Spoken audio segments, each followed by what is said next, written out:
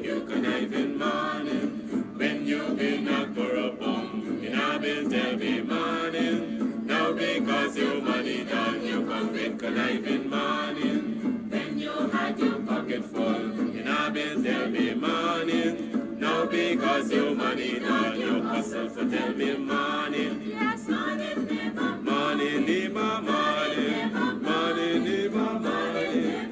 Morning, I don't want you conniving morning. Neighbor, neighbor, joker. Neighbor, neighbor, joker. Neighbor, neighbor, joker. That's all the money that me walk for. A 2 pound note and a get up this. A 2 pound note and a get up this. A 2 pound note and a get up this. This all the money that me walk for. I said morning, neighbor. Morning, neighbor, morning. Morning, neighbor, morning. Morning, I don't want you conniving morning. Buxton comes alive when Club Twilight, Fabulous Squad Entertainment and Jawarius Records present a thing called Garai King Board Night Concert. 20 artists, one stage, well-stocked bar, music by Kams Audio with Selector Delta and top DJs. 13th of November, showtime, 20 hours. And that's the thing. Come out and taste the greatness. Just say 7 and feel the effects. Man, I rich, man, I rich. Never Joe. Never Joe. Never Joe. Oh, morning, neighbor. Morning, neighbor, morning. Morning, neighbor, morning. Morning, I don't want you conniving morning. Morning, neighbor. Morning, neighbor, morning. Morning, neighbor, morning. Morning, you can keep you conniving morning. When you been knocked for a bum, you know been tell me morning. Now because your money done, you come with conniving morning. When you had your pocket full, you know been tell me morning. Now because your money done, you hustle for tell me morning. Yes, morning, neighbor. Morning, neighbor, morning. Morning, neighbor, morning. Morning, I don't want you conniving morning. Neighbor, neighbor, joker. Neighbor, neighbor, joker. Neighbor, neighbor, joker. That's all the money that me walk for. A 2 pound note. Hey sporting fans, it's here. Yes, it's the Club Twilight Old School Thursdays featuring Selector Delta and DJ Bishop. Yes, this Thursday. Come on down to Club Twilight Sideline down Buxton North for Old School Thursdays. Karaoke on demand. Yes, Selector Delta and DJ Bishop on the ones and twos. Karaoke in the house and lots of old school style. Come check it out this Thursday at Club Twilight Sideline down Buxton North. Big up yourself and go on. Club Twilight Promotions done.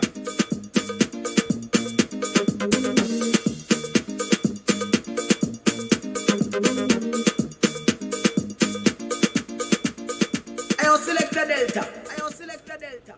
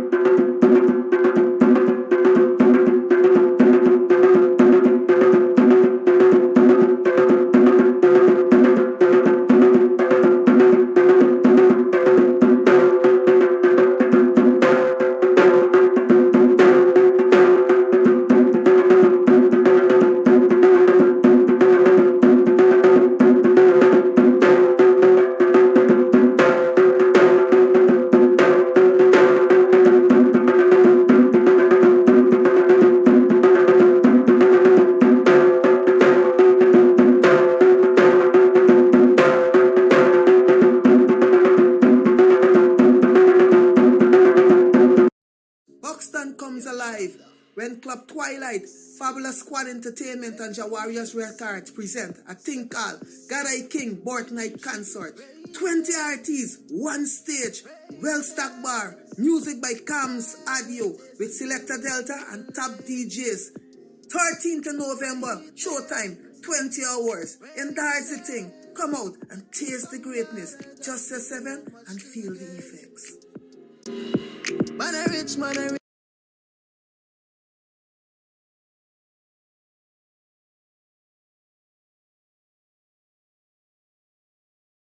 Again, Jah. As I'm on my knees to pray, morning, neighbor, morning. Let's get ready to rumble. How y'all do? Morning, neighbor, morning. How are you do? Yes, how are you do? What going on? Morning. How was yesterday? How was today? How was tomorrow? What are your plans for getting ahead? Y'all talk to me. Welcome to another program of BUXTONIAN Morning Time. I am your host, Kidaki Amsterdam. It is now 7 hours 15. Yes, and it's Wednesday, so we are expecting Dr. Professor David Hinds in the house. Yes. What y'all up to? Y'all tell me now. Y'all got y'all ambassadors harassing people in their own country. Y'all got y'all political goons beating up people in our own country. But y'all gonna rein in this nonsense named the PPP, man. The PPP is the party of woman abusers. I mean, the allegations have always been made that certain people, well, Varshni, y'all remember Varshni, right? Don't let Jack Dio ever tell himself that Varshni gonna disappear, you know. Or at least the stories, the chronicles, I want to call them the chronicles of Varshni. Chronicles of Varshni can't disappear like that, because ever so often you find the abusive nature of PPP men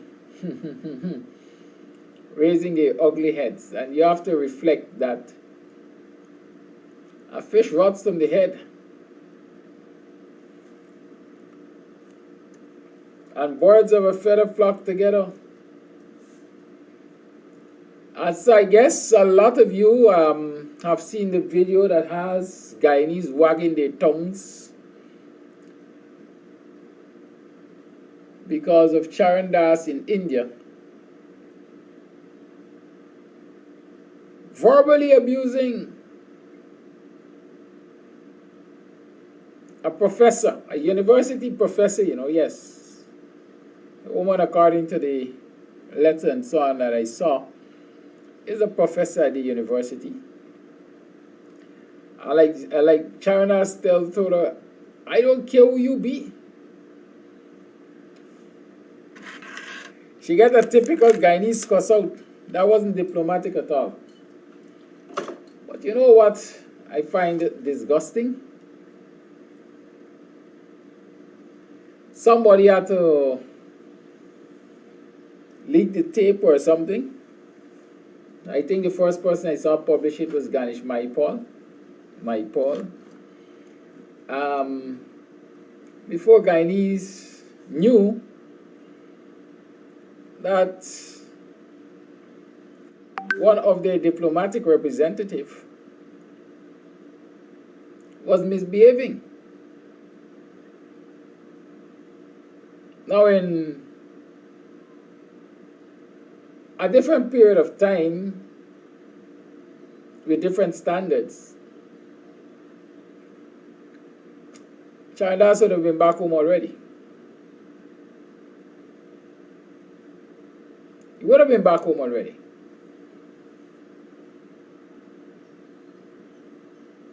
If the government, the foreign affairs or foreign service, whatever they want to call it, didn't take the requisite action to bring him back home, citizens would have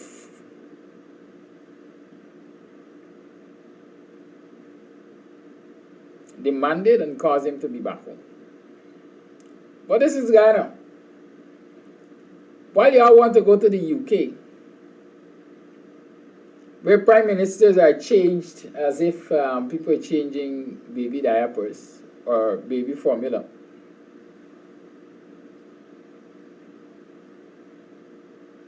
How many you had in 2 months? 2 in 2 months? 3 in what? Perhaps 6 months tops? Look how the Brits are changing prime ministers.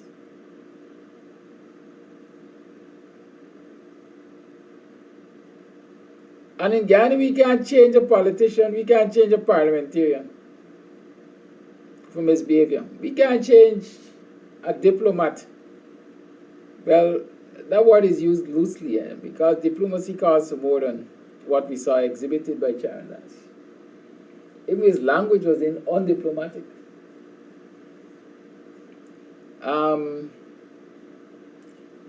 But we want to run to the people country, we want to run to the Brits. But we don't want to emulate their standards. Why is my entire head tickling me this morning? What's going on? God. I wish that among the things that Guyanese will take out of the book of the Brits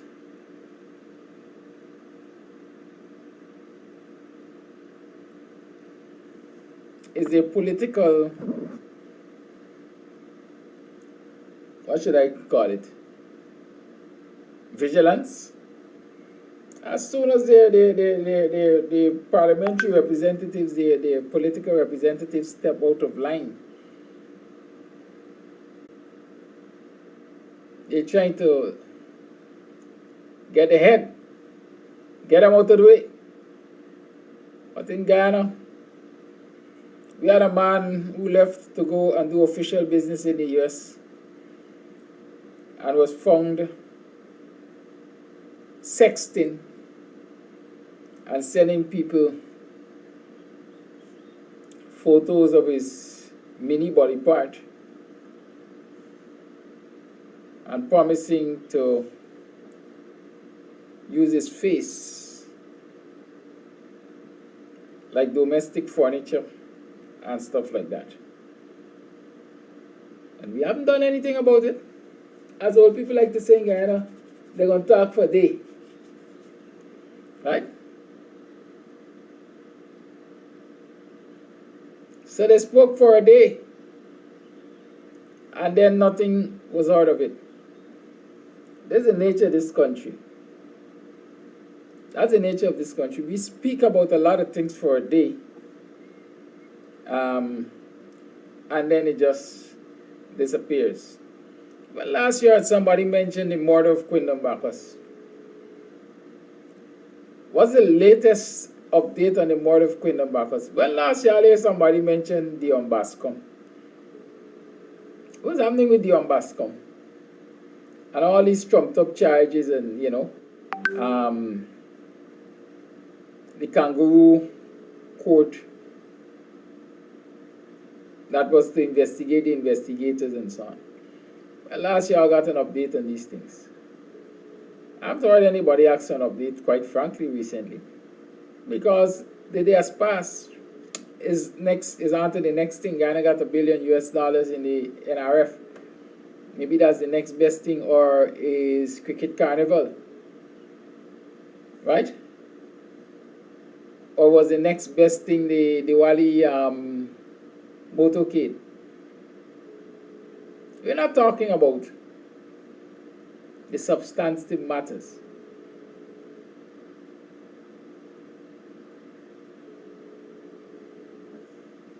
The Minister of Local Government has issued an edict. He said, come hell or high water, March 2023 is going to be local government elections. This is month 10, approaching 11 quickly. It means we got 1 month, we got 2 months left in this year. So in essence, we got 4 or 5 months to local government elections, according to this publication from the Ministry of Local Government. We know that we had a bloated list since I was a boy. We know that the international agencies, observers, etc., have said that the least you can get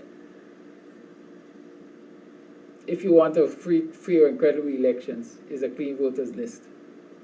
They said that several years ago. They said it before 2020, they said it before 2015, and so on.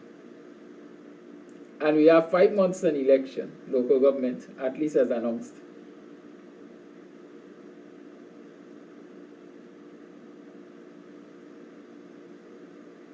Right?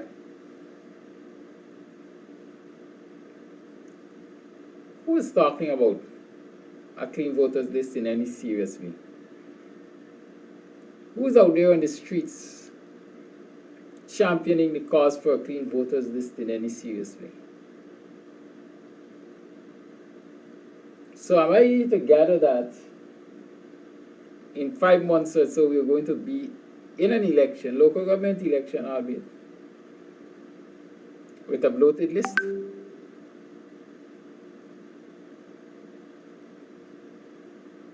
Nobody has an interest in fixing this country, but everybody has an interest in running to another man's country that other people sacrifice to have it fixed. Where are your sacrifices? What sacrifices are you prepared to make to fix your country? What sacrifices? Or you are just prepared to run and leave somebody to close the door behind you?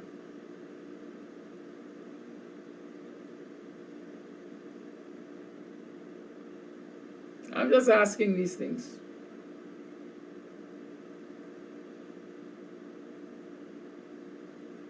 You know, Charandas, before he left these shores, it is alleged that before he left these shores, Charandas was just what he is portrayed as, a drunkard and a gambler, heavily indebted to some gambling houses like Princess Casino and so on. Do you know those are allegations that were made against him? And many argue that it is because of his gambling debt. It was easy to lure him to sell out the coalition. How many persons have actually investigated that kind of information? Because if you are going to represent a country, ordinarily people are supposed to do some digging. I remember the Clarence Thomas affairs and so on. Those countries, they are like run to. They do their work to ensure that their representatives are above the fray. They investigate them from since they were a sperm. And so they go into the darkest corners. But in Guyana, once the government says this is the person we're going to send,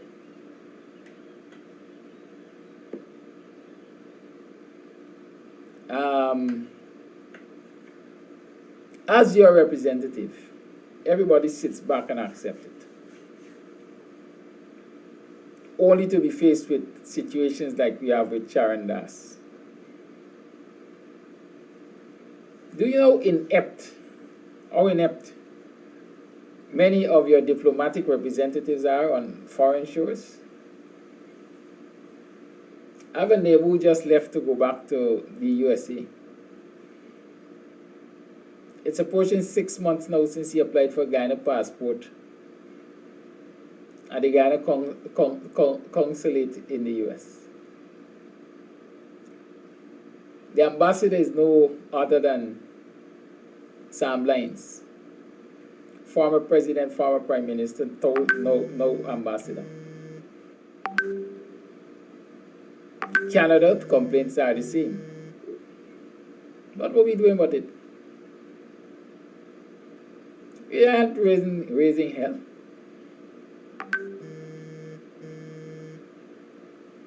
Recently, we learned of a secondary school teacher closely aligned to the PPP, investigated and arrested for sexual, or let me say, predatory sexual conduct with a minor child in the school system, albeit a male, and this is a male teacher we're talking about. We talk for day and done. When last year, earlier people talk about D-Raj and the sexual misconduct allegations against him. Well, last. And this is a person who is, quote unquote, no ordinary citizen, because he has connections high up in the PPP. He is the PPP poster boy on the East Coast, at least in Enmore and surrounding areas. He was previously allegedly involved in embezzlement of COVID-19 grants. And so his transgressions are growing, they're expanding. But he is still the PPP golden boy. But we talk for a day and we done, nobody in raising this matter again. And so it will just go away quietly. It will be swept quietly under the rug. Because Guyanese are not vigilant. Guyanese are not willing to make the sacrifices long term to fix their society. But they look at other people's society and they marvel at how fixed they are and how much they can accomplish and how they can depend on the law, the rule of law and so on. It didn't come overnight. Sacrifices have to be made. What sacrifices are you willing to make?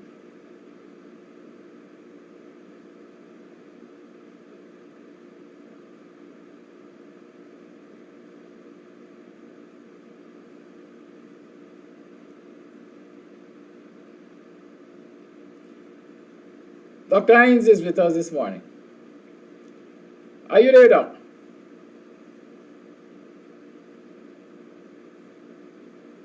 Okay, he's not ready for us.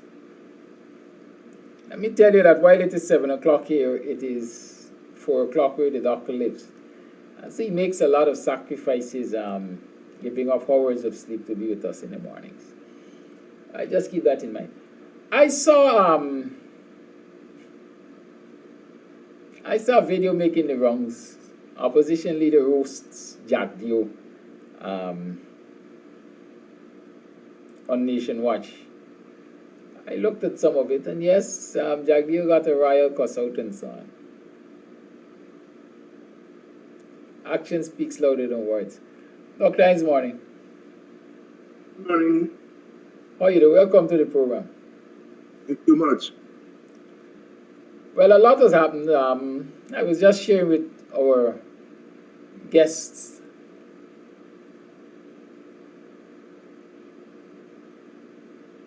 the fact that Guyanese tongues are now wagging the wrongs about Charan Das as ambassador of Guyana to India. I don't know if you've seen the video, if you've heard of the stories. But here is a Guyanese ambassador being accused, and the video evidence suggests, what do we say, supports it, of abusing, verbally abusing a citizen of the country who is a representative of Guyana too. Nasty cuss out, like we like to say a good Guyanese cuss out. Over dog.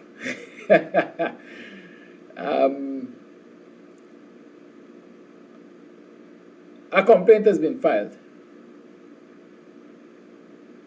And this thing happened since in January, I think.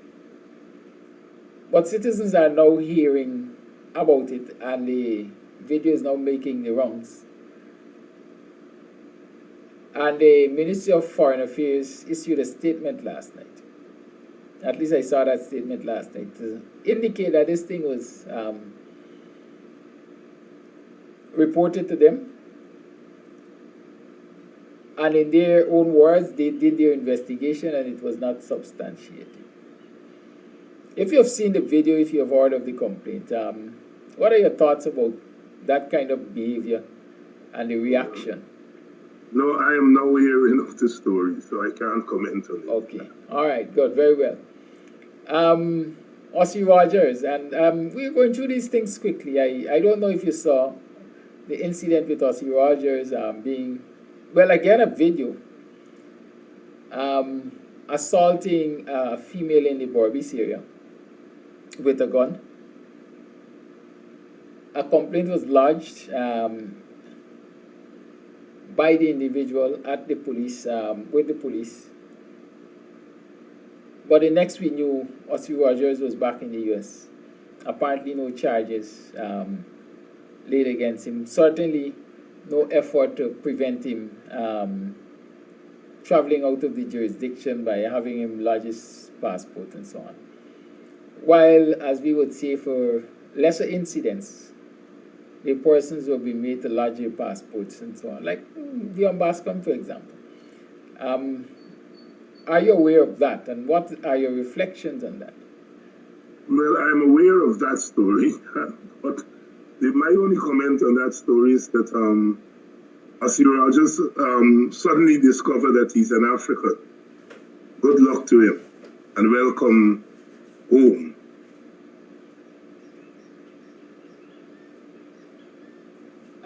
What has caused this sudden discovery as you described it? And why would you react in such a way on discovering that you're in Africa? So you know, these chaps go, they join the PPP, and they forget that they are black. They forget that they are African. When they get into story with PPP supporters, who then label them as black whatever, they then discover that blacks could be discriminated against, or blacks could be accused of this, or blacks could be called this, and blacks could... I have no sympathy for those people. That is a story that, as far as I'm concerned, that I don't want to spend time on. I really don't. It is your right, your prerogative, as we like to say, to not want to spend time on that story. But is it a story or the implications, the lessons to be learned from the story? Ossie is seen, at least I would believe, is seen by many young African Guyanese, male and female, as perhaps one of the PPP's poster boys. And he might be able to influence them to join the band. So my interest in this story is not what happened to Ossie necessarily, but the failure or the possible failure of others to recognize what can happen to them by falling into this quote-unquote trap. So that is... My brother, listen, if that story is true, and one has to be careful, if that story is true, it proves what the PPP does with black people who join their ranks. And that is that, it allows them to do foolishness and covers up for them. And if that's what the PPP wants to do with black people, and they want to get into that kind of business, then good luck to them. Good luck to them. Thank you. Good. Go ahead. You were about to say something. No. It clearly it's not a story I want to say much All on. right, so the last time you were here, I was asking you about the CCJ's ruling. And of course, it was too early for you to comment, at least in depth about it. I take it you have had the time to perhaps study the ruling and the judgment and so on. And I noticed, Arbinon, while I was of the opinion that it was the final straw, that Petition 99 is dead and buried, I saw some utterances from leader of the opposition, Norton, recently, that he has been advised by a particular lawyer, and they were researching, and based on this research, in his mind, it's not the end of the road. They are prepared to perhaps go further afield to have this issue ventilated. What are your reactions to the CCJ rulings? And what do you believe can naturally happen after this ruling? No, well, I disagree with the ruling. I disagree with the ruling. And I paid close attention to the dissenting judges. There were 5 of them, so it was a 3-2 ruling. And Mr. Jamadar, who during the election, the 5 months, had been ruling mostly on the PPP side. In this instance, he's arguing that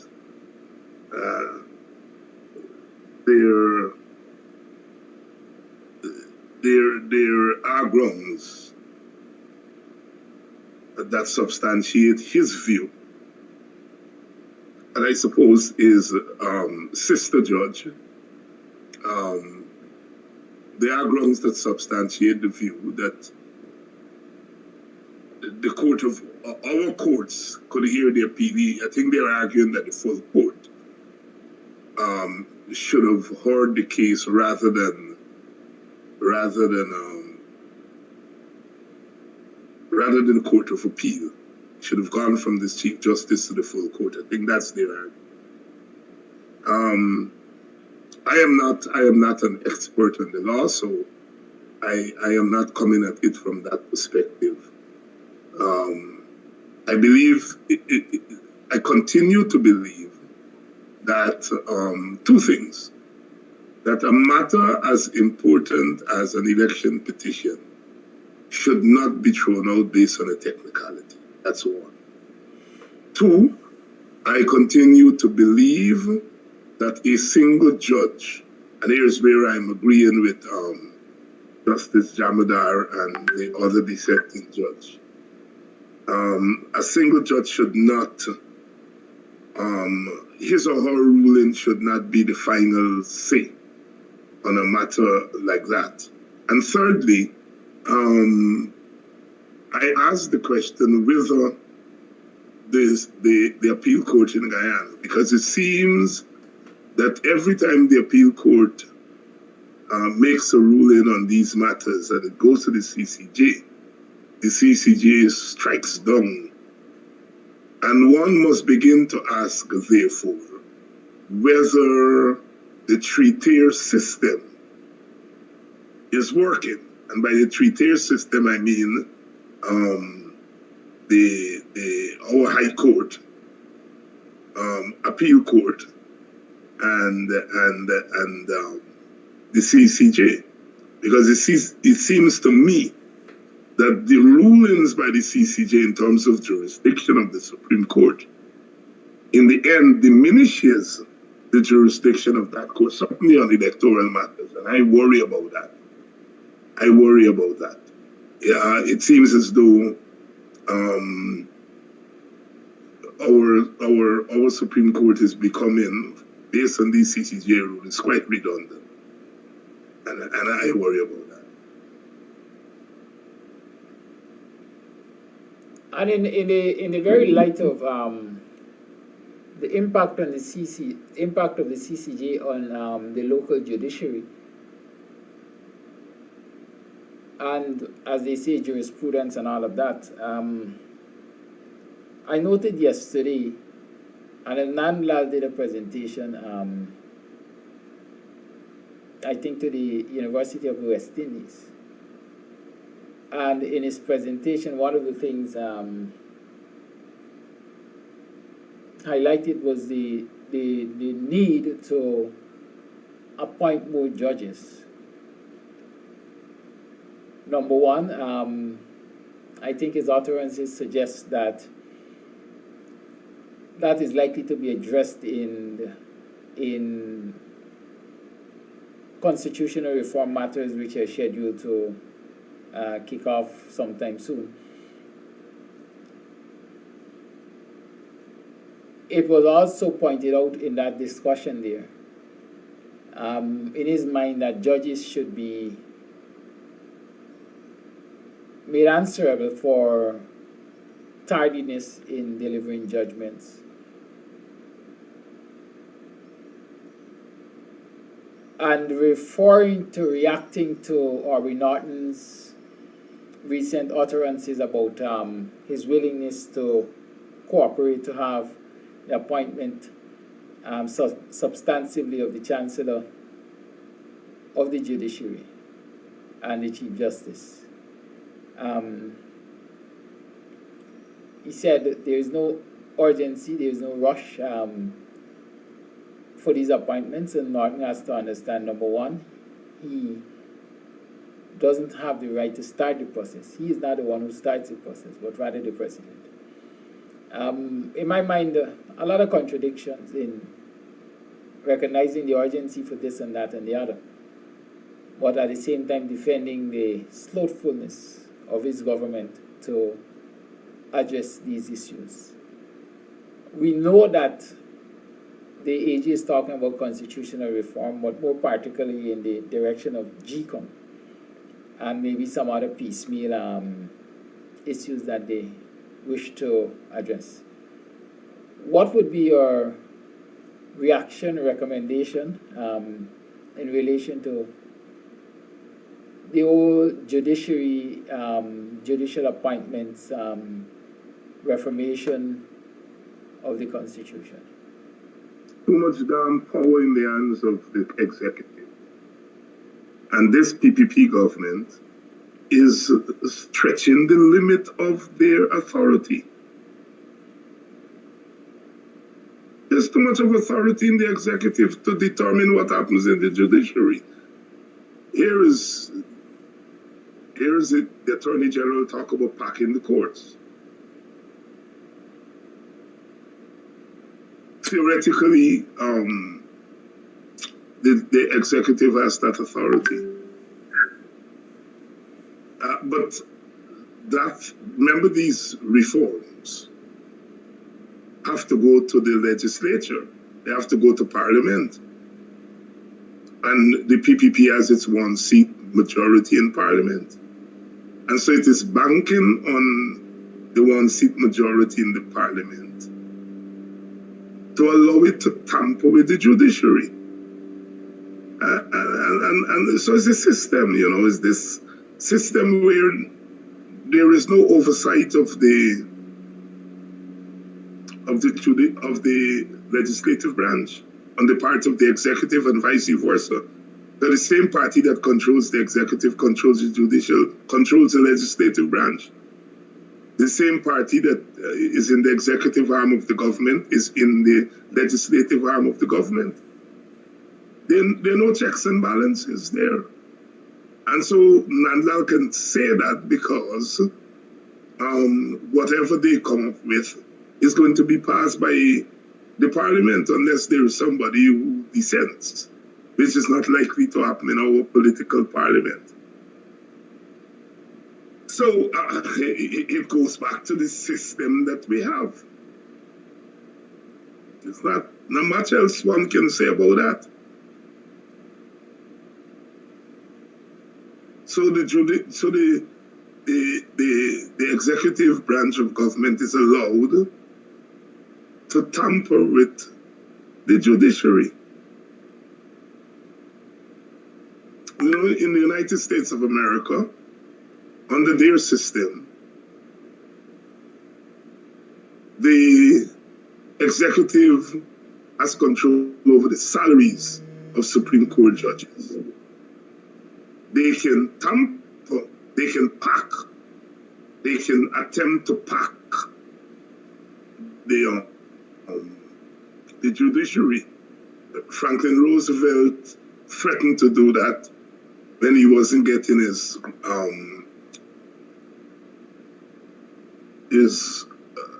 New Deal program through, and there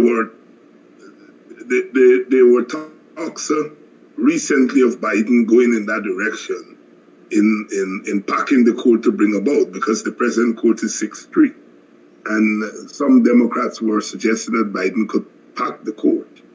That is, appoint more members of the Supreme Court to bring about an ideological balance. But in both instances, there were talks. In Guyana, it seems as though the Attorney General is intends to go beyond talk. You know, and the reason for packing the court, ostensibly, is because that appeal court is constantly ruling against the interests of the government, especially on these electoral matters.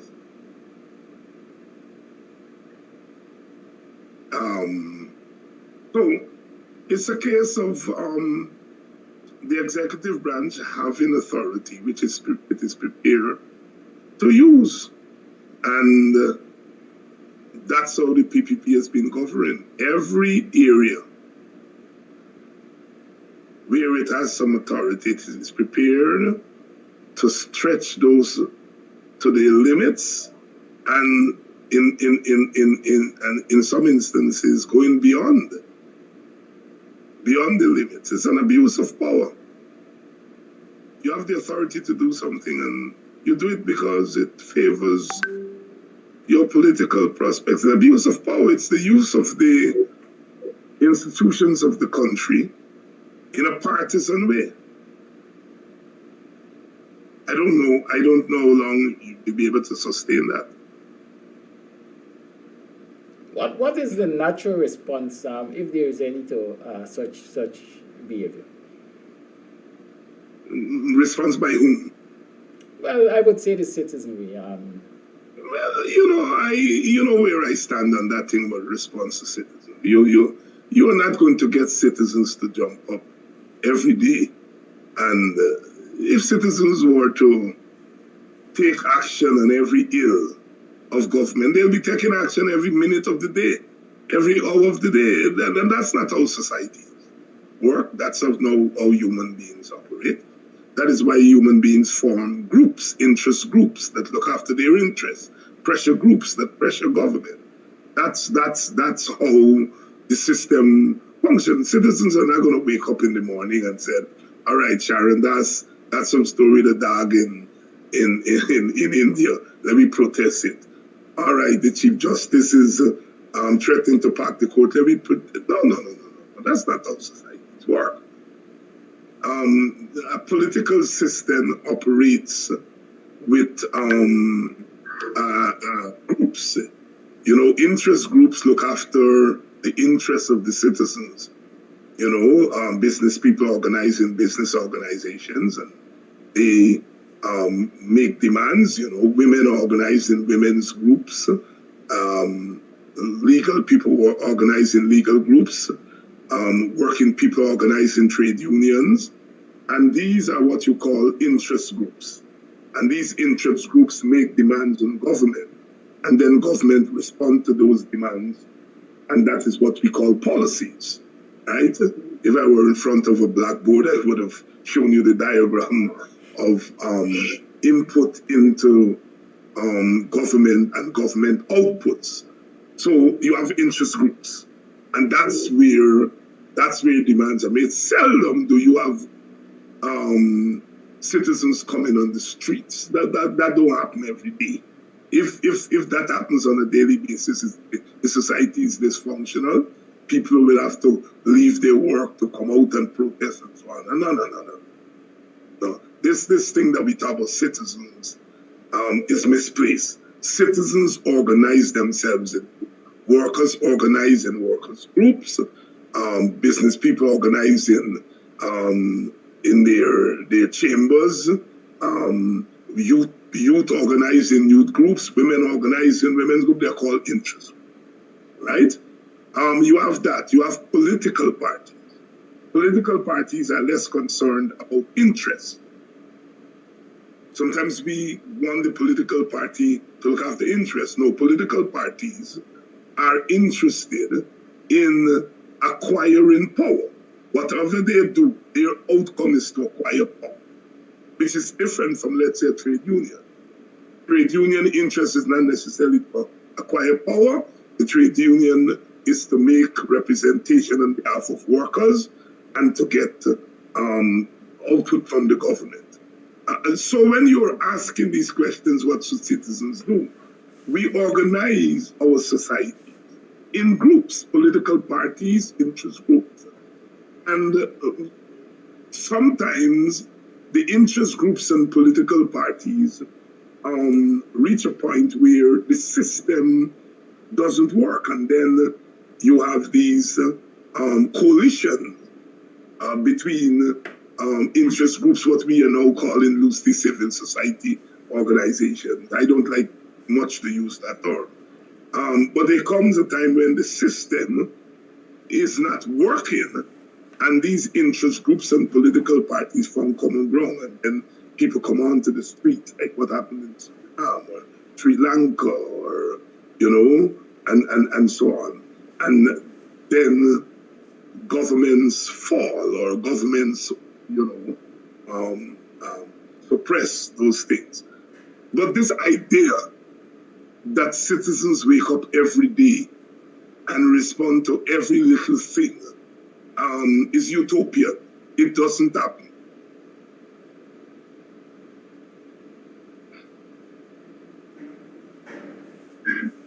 And since interest groups are expected to represent the interests of citizens in these issues, we know that there is the talk of constitutional reform. I am sure I've heard utterances prior to this period from the leader of the opposition and other political actors to say we are not interested in this piecemeal reformation, especially in the direction of GCOM, amendment to ROPA. It would seem as though the PPP is continuing on that path to attempt to amend ROPA. Is it possible, is it envisioned that the opposition and other political parties will boycott this amendment when it comes to that? Should they even think about boycotting it? Is it possible that they can put a stop to it? Boycott what amendment? The electoral reform, the reform to what we call it, the amendment to ROPA. Are you asking if they should boycott the hearings? Yes. They're having? Right. I'm asking whether or not they should partake in the process. Well, they will have to participate in the process. They have an opportunity to participate in the process at two levels. During the so-called consultations, and then, of course, when the bills go to Parliament, they'll participate. When the bills go to Parliament, they'll be outvoted. So, whether they participate or not, unless they can get an opposition or two opposition members to vote with them, there's not much can happen there. Should they participate in the consultations? Well, I would say that is a matter for the political parties. It's always a matter. Should you participate? If you participate in the consultations, you legitimize the process. If you don't participate, then you allow the process to go ahead without any input from you. So the opposition is always between a rock and a hard place when it comes to these matters. And they will have to make a clinical judgment as to how they proceed. If you boycott the process, then you have to have some means of presenting the process from advancing. It is only at that level you can claim victory. Boycott is a two-edged sword. You can boycott just for the sake of boycotting, or you can boycott in order to stop the process.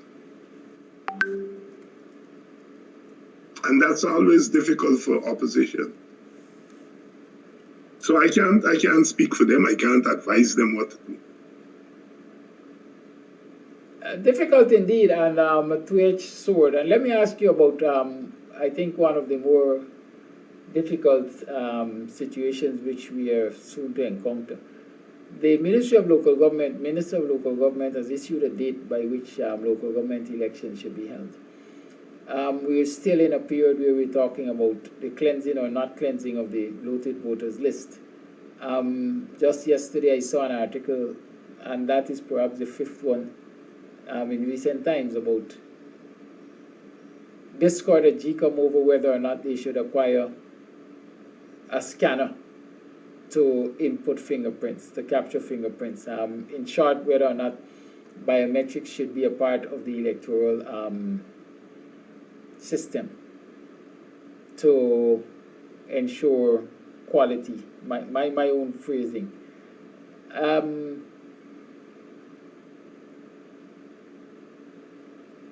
Should the political parties partake in local government elections if this list is not cleaned, if steps are not made to ensure a free, fair, and credible elections? What are the pros and cons of participating or not participating? Well, again, you're left in between a rock and a hard place. If you say you're going to boycott the election and you don't have the capacity to stop the election, then the elections will be held. And the PPP and whoever participates, the little parties, for example, they're going to control 100% of all the municipalities and the NDC. It means that, let's say, if the PNC and AFC don't participate, it means that control of Georgetown and New Amsterdam and Linden and the NDCs that they have a majority in, all of that will now go to the PPP. The PPP will then have a carte blanche, an open thing to do what they want. With those constituencies, they're now in control of Georgetown. Can you imagine the PPP being in control of Georgetown? Or in control of New Amsterdam, control of Linden? What would happen is that the clientelistic approach of the PPP will now be done legally. They will now do it through the NDCs and so on and so forth. Right? So, the opposition is in a real quandary. It's easy to take the easy approach and to say, we will contest the election, right, on the bloated list. If you do that, then you are shooting yourself in the foot, because you're going against your very argument. Your very argument is that this is bloated, and so no election should be administered with that list. And if you go and you contest the election under that list, you're contradicting yourself. The other easy way is to say, I'm not contesting the election on the list from a moral standpoint. And if you do that, then you allow the PPP to control the whole country.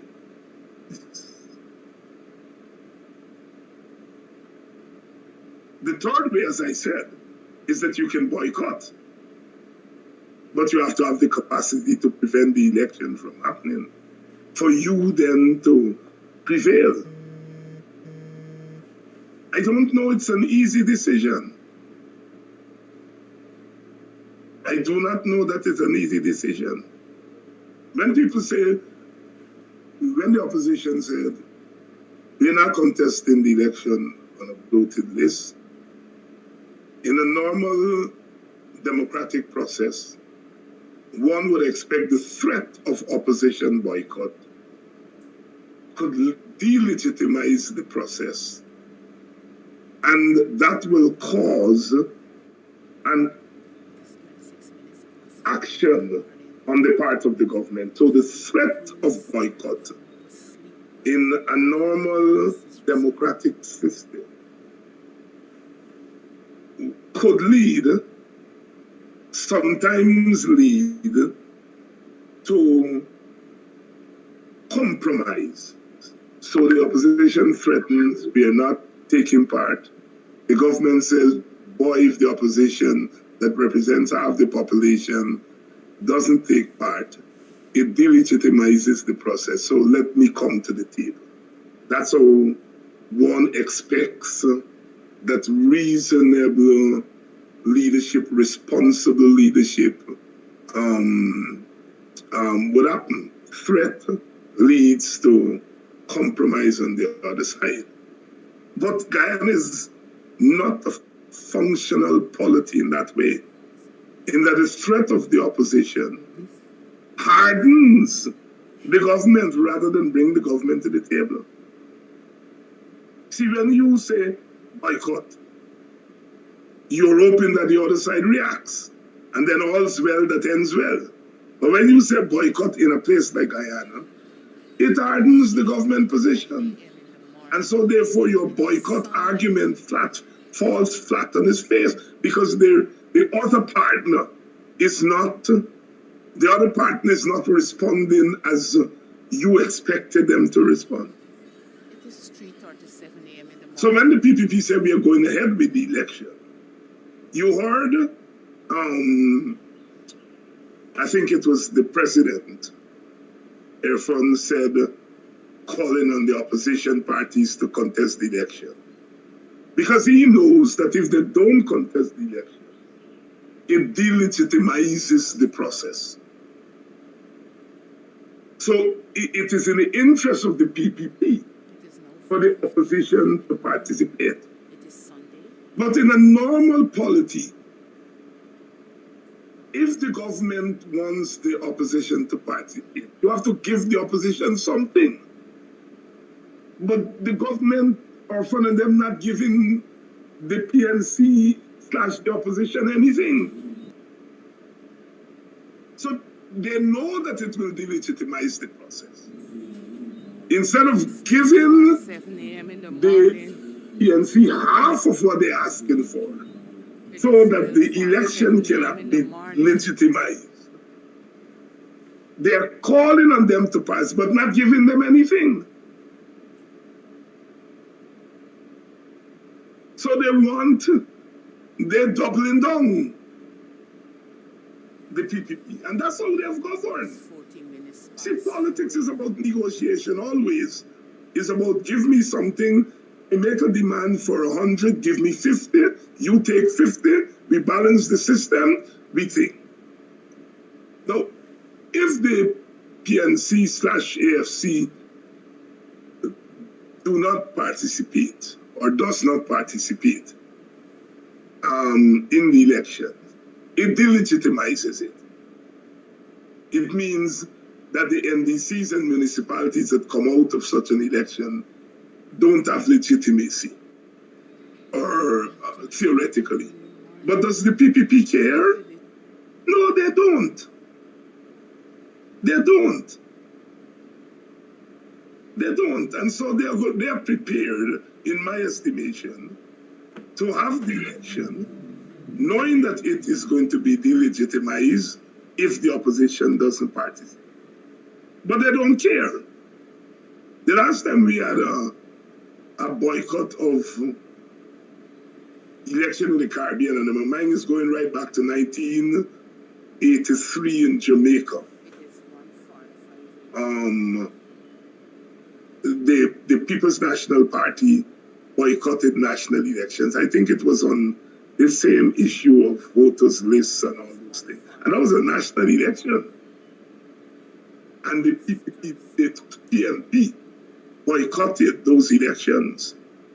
And so the JLP had all the seats in the National Assembly.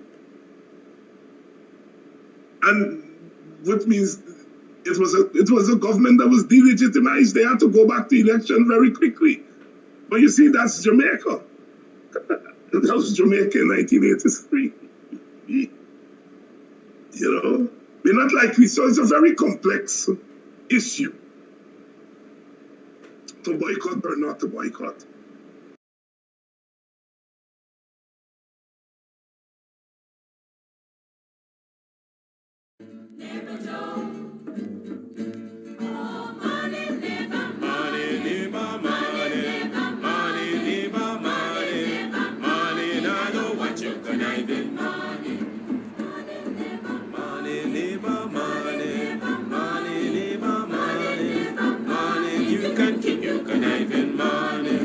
When you've been a corrupt in a bill there be money.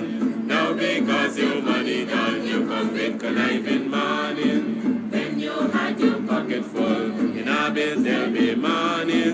Now because your money done, you hustle for tell me money. Yes, money, neighbor. Money, neighbor, money. Money, neighbor, money. Money, now don't want you conniving money. Neighbor, neighbor, joker. Neighbor, neighbor, joker. Neighbor, neighbor, joker. That's all the money that me work for. A 2 pound note and a guilder piece. A 2 pound note and a guilder piece. A 2 pound note and a guilder piece. This is all the money that me work for. I said money, neighbor. Money, neighbor, money. Money, neighbor, money. Money, now I don't want you conniving money. Oh, Joseph. Hey sporting fans, it's here. Yes, it's the Club Twilight Old School Thursdays featuring selector Delta and DJ Bishop. Yes, this Thursday. Come on down to Club Twilight Sideline down Buxton North for Old School Thursdays. Karaoke on demand. Yes, selector Delta and DJ Bishop on the ones and twos. Karaoke in the house and lots of old school style. Come check it out this Thursday at Club Twilight Sideline down Buxton North. Big up yourself and go on. Club Twilight Promotions down.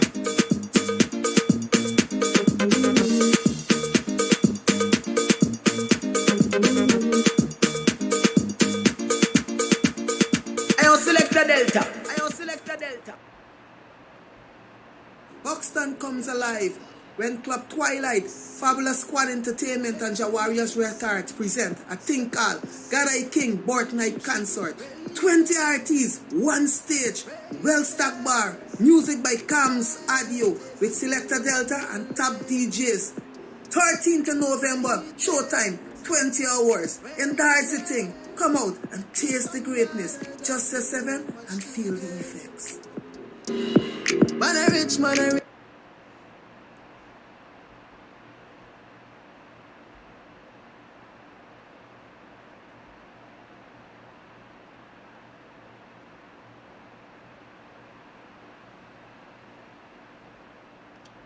Good morning.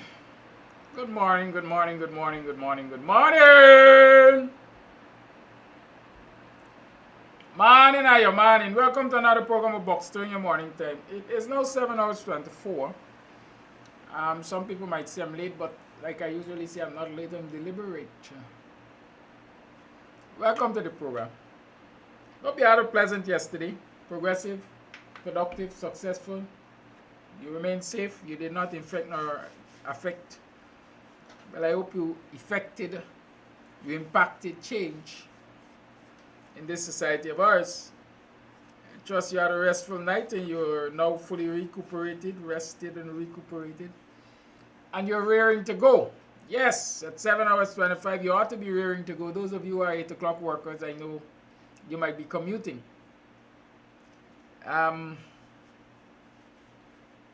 Be careful on the road, be safe. It's raining, at least in Buxton. Wet roads and speed, they don't make for good company. So be very careful. We need you. We need every single one of you. Every single citizen is needed in this fight. This fight for democracy and good governance. This fight for accountability. This fight for fairness and justice in the Guyanese society. Yeah, we need each and every one of you. As I say, boots on the ground. We need you all over the place. Well, this morning, you know, by now everybody is talking. The fat guy has announced that he's recalling Charan Das from India. He's recalling Charan Das from India. But the question is, he's being recalled from India. Where is he going to be sent? Or what will be done to him? Right? You know, we have a culture in this society when people misbehave. We move them from one place and we put them somewhere else for the continued misbehavior. Take, for example, policemen and women. You know, when policemen and women misbehave in one police district, they transfer them to another. In many instances, a lot of police get transferred to the bush, as they call it, the interior regions, the outlying regions. And in the outlying regions, supervision is usually poor, because they're far away from the cats. You know, the big cats. You see, when the cats are with the mouse will play. And so they send them in the bush, out of the eyes of the public, as a form of punishment, thinking, well, all right, we separate you from your usual comforts, your relatives, and so on, and your usual joints and hangouts and so on. But what happens? A lot of these policemen find it to be heaven in these outlying districts. I can tell you stories that have never been told. A lot of them go out there and they throw their weight around. And mine owners and so on have to pay them commission, you know. They gotta get ounce or a penny weight every day, or every wash down they gotta get the cut. Done? Every wash down they gotta get a cut. They're paid for protectionism and stuff like that. And so when you think that they have been sent in the interior for punishment and that they're really being punished, a lot of them find it to be heaven, manna falling from the sky for them. They're getting filthy rich while being punished. Girls, them poor little Amerindian girls, at their beck and call.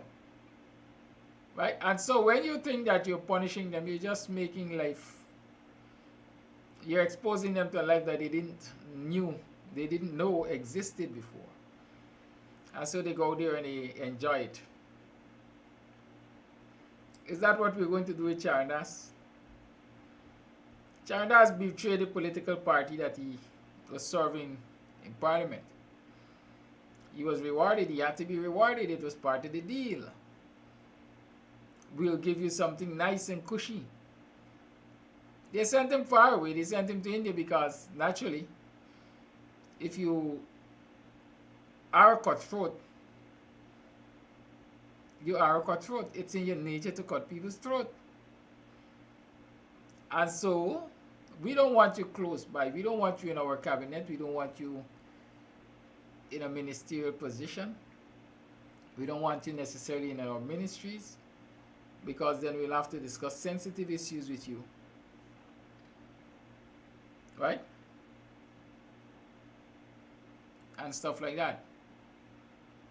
And so we reward you as promised. We are going to send you far from here.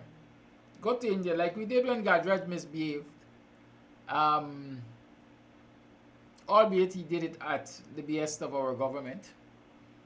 When Gajraj was the Minister of Killings, Phantom Squad, etc. When, as they say, let me say when the story broke, an investigation started and allegations were being thrown left, right, and center, they sent Gajraj to India. So one would believe India is a dumping ground for the unfavorable, for the untouchables. They dumped them in India. And so when you could go to India as an ambassador, you could quickly. So they were forced, let me say, they were forced to recall Charan Das. And my belief is that he was recalled to save him from being jailed in China, India.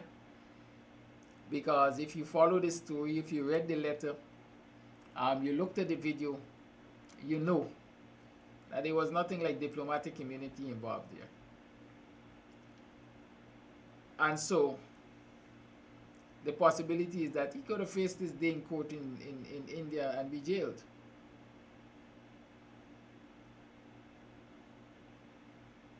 And the possibility is that he could have been protected politically also. So they were between a rock and a hard place. What do we do with Charan Das? Do we leave him out there exposed? Or we bring him home? And let me teach y'all a trick. In case y'all don't know these tricks.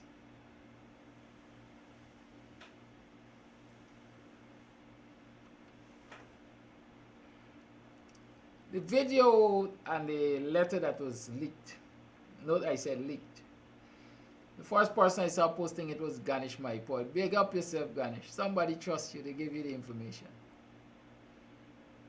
And you did well with it by circulating it rapidly and widely.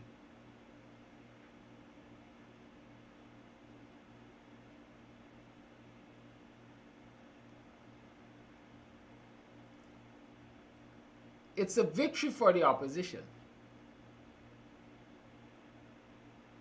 that Charan Das was recalled. Because when you look at the dates and so on, you know that this information was available. This incident occurred quite a while ago. Maybe a year plus, approximately a year. And it sat there in secrecy. Yeah? The Guyanese public didn't know about it. And it was seen that no action was being taken based on it. If you recognize the first missive, the first public utterance from the Ministry of Foreign Affairs, any y'all see Utah recently or heard of him? Is he still eating out of puri leaf? While being videoed like a common black man you want roti, bring him. Black man you want dal, bring him. Right? Have you seen Utah recently? But back to the main issue here. The first communication that you got from the ministry on this issue is that this thing was a while ago. We are aware, we were aware, we did our part and we found that there was no merit. But those of you who are big and not stupid and you can judge from the video evidence and the well documented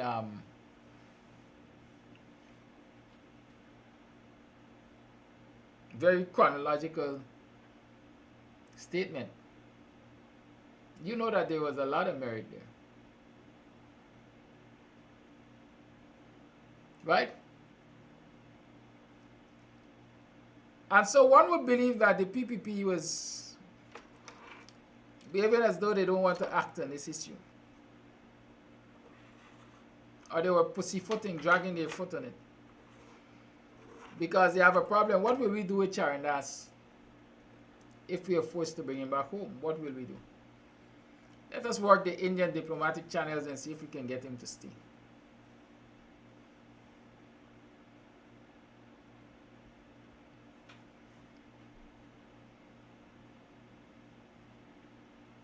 Push come to shove, they have to let him go.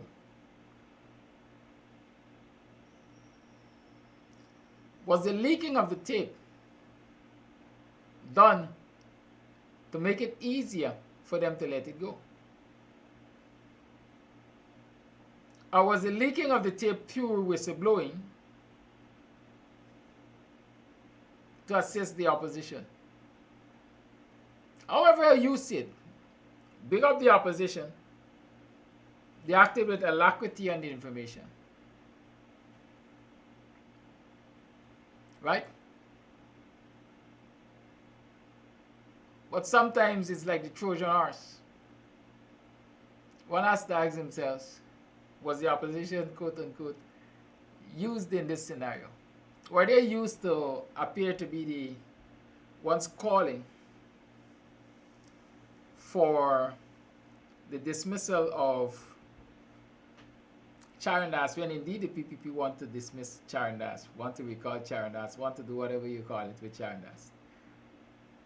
And they just threw it out there, let the opposition run with it, and then they say, you see man, Charandas is the people calling for your head. Right? Do you want Jesus or Barabbas?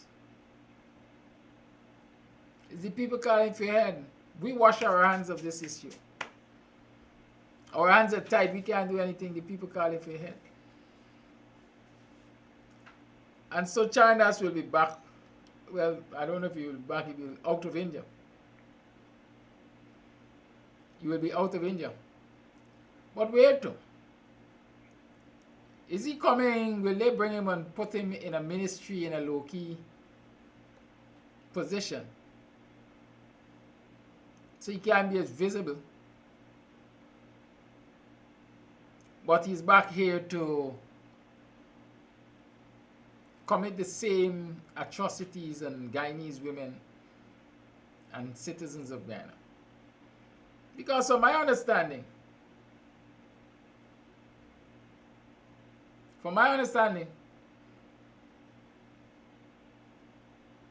Charandas was never a peach and he will never be a peach. He's always drunk and disorderly. The Barbicians said he took a lot of their monies to represent them legally. And he left this country without completing their cases nor refunding their monies. It is alleged that he had large gambling debts at the Princess Casino. And every time Charandas came home, I can tell you that, after his ambassadorial posting, he stayed at the Princess. I got a room number 2. Good? He slipped in, as we would say, and he stayed quietly at the Princess.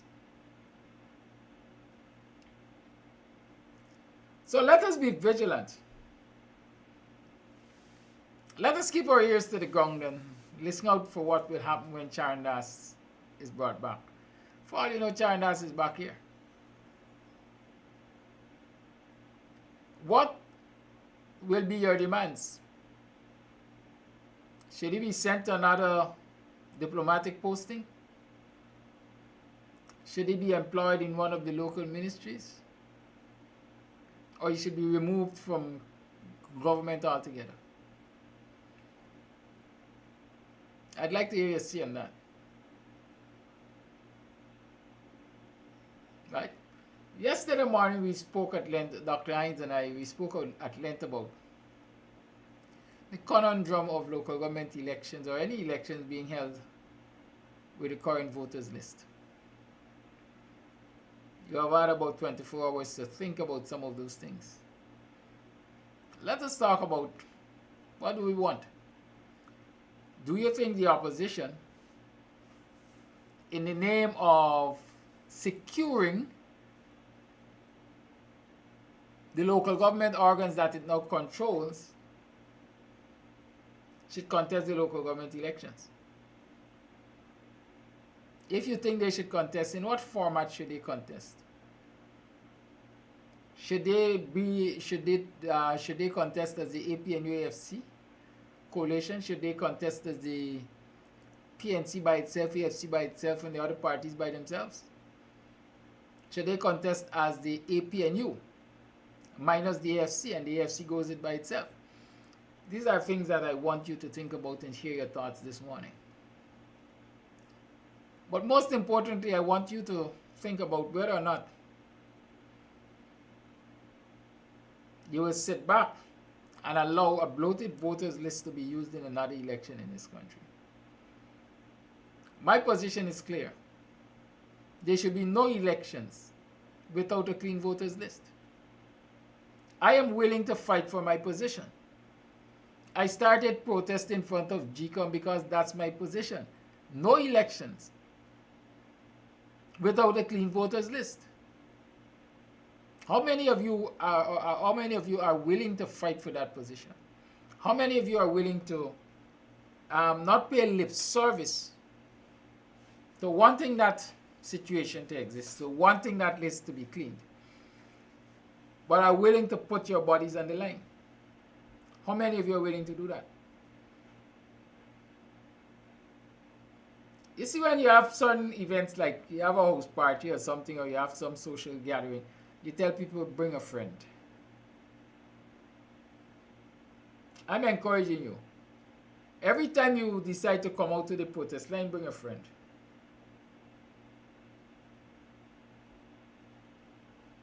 Bring a friend. Can you do that? Can you bring a family member? You know, we turn up on the protest line sometimes as though, as old people say, we fall from a coconut tree. We don't have friends. We can't invite a friend to come along. And our friendships are not strong enough that somebody would want to walk beside us.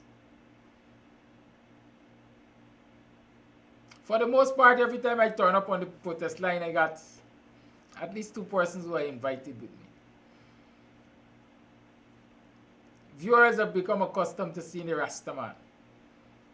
So much so that one of them hit me up the other day and say, bless up the Rasta man. Right? Let us stop thinking that this is a fight for individuals. We can do it as groups. Just as how you call out the old bus load to go to the creek. Call out the old bus load, let's go in front of GCOM.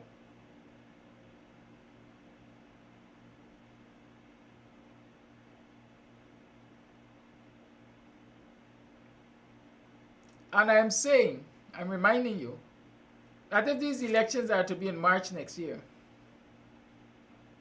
you have about 5 months to election. There are lots of things which have to be done before election day. And so the demand for a clean list cannot wait until election day. It can't wait until next year. It can't wait until next week.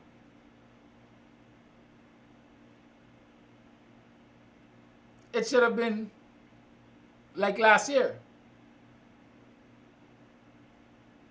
But last year, people were paying lip service to waiting on the courts to decide on this and that and the other and the next. Nobody was focusing on what else has to be done. Like I keep saying, we have to fight our battles on many feet. Can't stand on one foot. We can't fight no one-foot battle. We can't go down a tunnel fighting a singular battle at a time. We have to fight all spheres. We got issue with the list, we got to fight that. We got issue with representation in parliament, we have to deal with that. We have issues in local government, we have to deal with that. And so naturally, there's a leader of the opposition and the parliamentarians. And there's something that's called division of labor. People should be given responsibility for particular aspects of the fight. And so you judge them on their performance. If they're failing at what you give them to do, you remove them. And give other people it to do. As if you're managing a company, you're managing a business. If one manager is ineffective in a particular department, you move him or her and put somebody else. Because what you want is productivity and efficiency. But here is Aubrey Norton as leader of the opposition, who are 31 parliamentarians at his disposal, or 30 parliamentarians at his disposal. But when you see Aubrey Norton, you very rarely see parliamentarians with him. Or if you see parliamentarians with him, you see consistently a small number of parliamentarians, a specific group of people. Where are the others? Have they been sidelined by Aubrey Norton? Because they were selected by Granger to be in Parliament, Aubrey Norton wants nothing to do with them?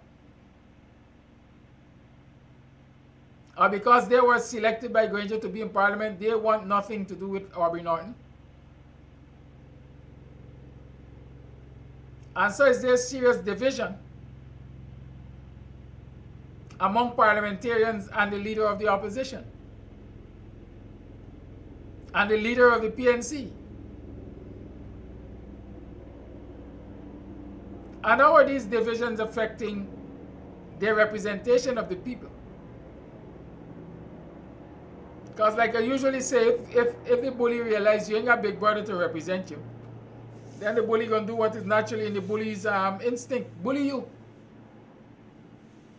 Because nobody is there to come to your representation. And so while I am believing, from my observation, that there's some serious rifts in the opposition benches.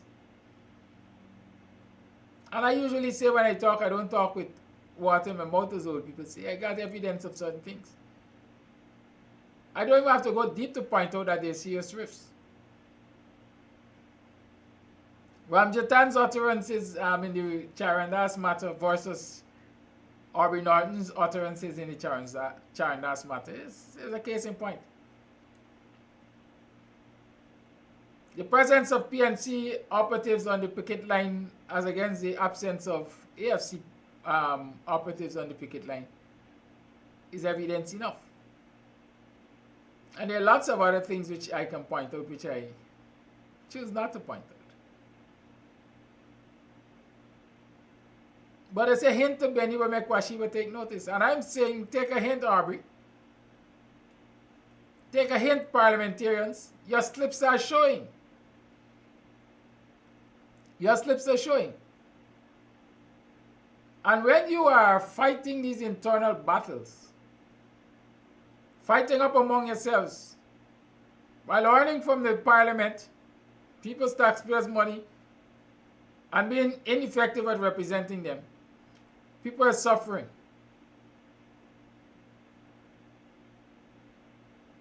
Their support base is in disarray.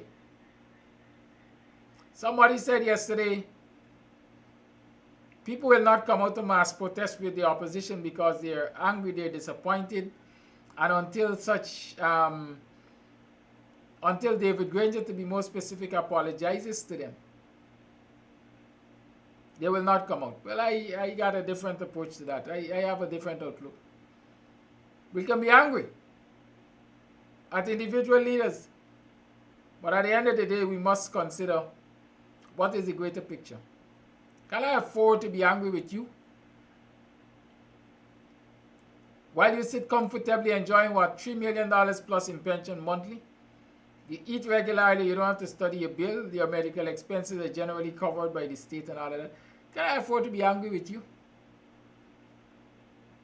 When you really and truly can't do anything for me, or you are not willing to do anything for me, I have to look out for myself. And looking out for yourself, citizens, simply mean that you have to get up and stand up, get up and turn up to challenge the status quo, which allows politicians to do you as they like, when they like, how they like. So it's not about Norton. Your standing in front of GCOM is not about Norton. Your standing in front of GCOM is about demanding a system that respects your democratic right to choose a government of your choice. And so do I remain angry at Granger? Do I remain angry at Norton? And I sit back and say, I ain't doing nothing because of Norton.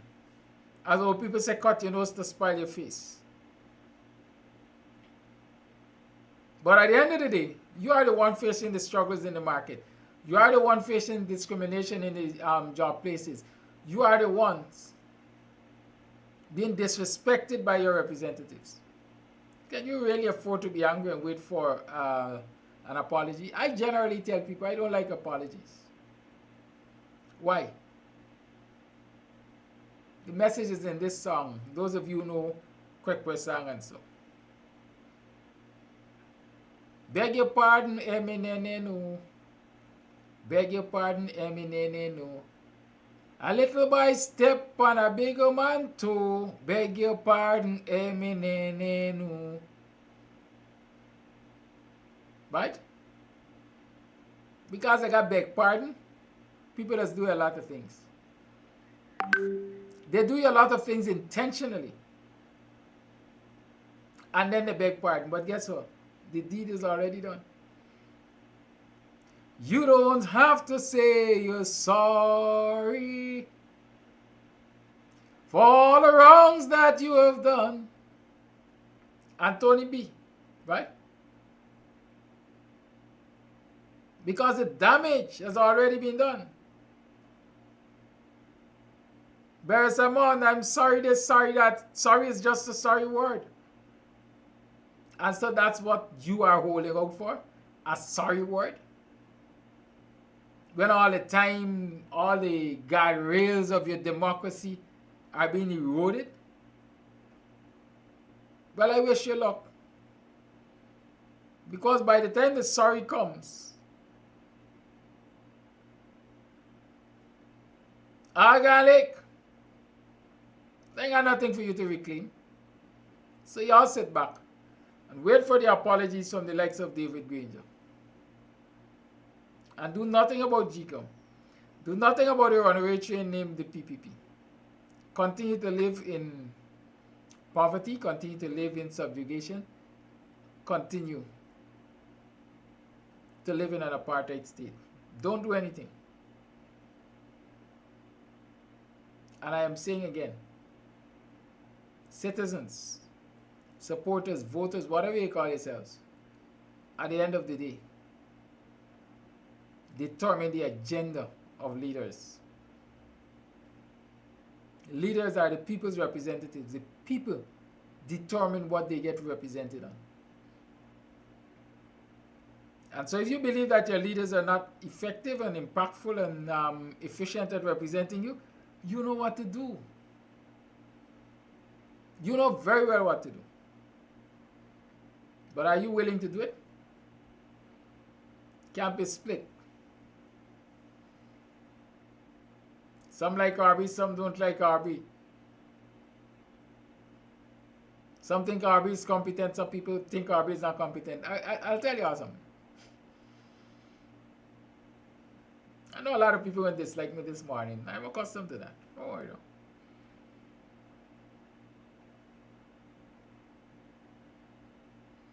If the PPP put up a crapo for their leaders, for their leader, do you think there is usually consensus? No, that has got fallout. There's factionism in the PPP. But one thing the PPP looks at is the bigger picture. Can we win an election with factions? Can we win an election with people refusing to partake in the process or refusing to play a part in the machinery because they disagree with the decision? That is what the PPP acolytes ask themselves. Will we be able to enjoy the perks if we don't win the election? And obviously, if you don't win the election in this country, you can't enjoy the perks. And so what becomes most important? Winning the election. That is what becomes most important. We will deal with the personality clashes and disagreements after the election. But the aim, the sole aim is to win the election. The election gives us power. And a man who is disliked with power can make amends. He gives people alternative positions where they're comfortable and happy. And El Nandlal was supposed to be the man in the seat that the fat guy is. They had a falling out. They had a public cuss out. Ramson, all of them had a public cuss out. Or leaked cuss out, whichever one. Jack, you ought to tell a little boy Ramson, sit down, your force ripe. You have no respect for the elders. Sit down. But today Ramson played along and he's minister of youth, sports and culture. He replaced Gadraj in terms of the nasty trick department. I know what I speak of. Nandlal is perhaps the most powerful man in the country apart from Jack Dio. Irfan self-finger no Nandalal. Nandalal is more visible than Irfan. You're going to think Nandalal is president when he goes into these Indo-Guyanese communities. And that satisfies his ego. You can tell you where the one Irfan was masquerading as president, they got more power than you. People have more respect for me than him. But he could not have enjoyed the benefits of that office. Like Ramsey could not have enjoyed the benefit of the office he sits in, and there are many others who were disgruntled when the fat guy was chosen over them to be Jagdio's surrogate.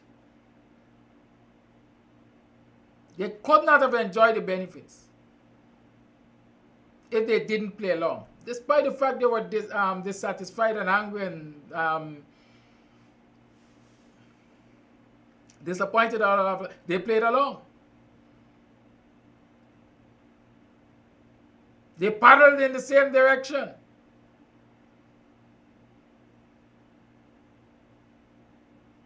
And today, they're wreaking havoc in the country as a team. So are you willing to look over there and see what happened, see how it worked out, and continue to be angry and segregated and broken-hearted and waiting for an apology before you put your shoulders to the wheel to win back power? So that you can have power? Power for yourself, power for your people, power for your country? Well, if you all see it that way, sad to say, we will continue to be angry for a long time. We will continue to be angry for a long time. My thing is, the time has come for us to put our petty differences away and go forward with a common mind, a common purpose, challenge this corrupted list. It's one of the first steps. If you want to win an election, one of the first steps is to ensure you have a credible list. If you want to win an election, that's your first step. Credible list. And from credible list, you can deal with other issues. Or while dealing with credible lists, you deal with other issues.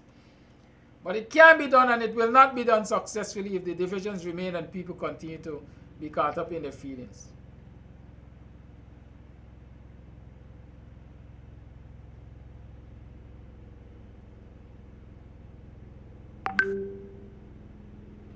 Right? That's one of my advice to you. Let me tell you the other part of what I'm thinking. A lot of y'all standing behind Aubrey Norton. Y'all might want to call me Aubrey Norton defender. I'm defending Aubrey. I tell y'all, I just look for policies and principles. I look for what is best for the citizens of this country. I continue to think that I continue to believe that the coalition is superior to the PPP when it comes to governance. And so I would like to see the coalition given a second chance at governing. Of course, there are lots of changes which will have to be made in terms of approach to governance. We could deal with that when we get to the bridge. We can cross the bridge when we get to it. But you must first be in government to shape government. Right? A lot of people are of the opinion Aubrey Norton is not presidential material. I don't care who is presidential material. Irfan Ali is not presidential material. Many in the PPP know that Irfan Ali is not presidential material, but they backed him anyhow. You gotta back something. That is what it comes down to. You have to back something. What is on the table for you to back right now? Aubrey Norton. Right? But people are not backing Aubrey Norton because, well, Aubrey Norton is not presidential material. Aubrey Norton is about Aubrey Norton. Aubrey Norton is divisive. Aubrey Norton is all of that. But do I even see Aubrey Norton as presidential material?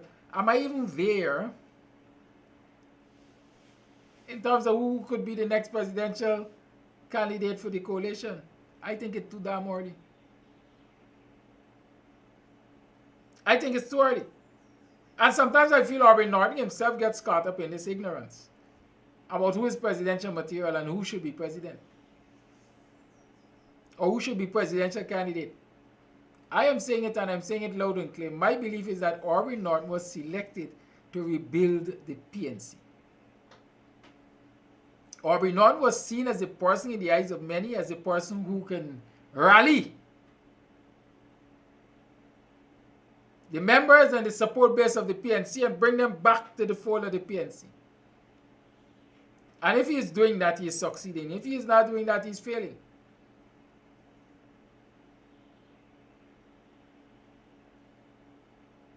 And if he is failing, in my mind, it stems from the fact that the party is so divided by all these groups believing that we are supporting him because he is not our presidential material.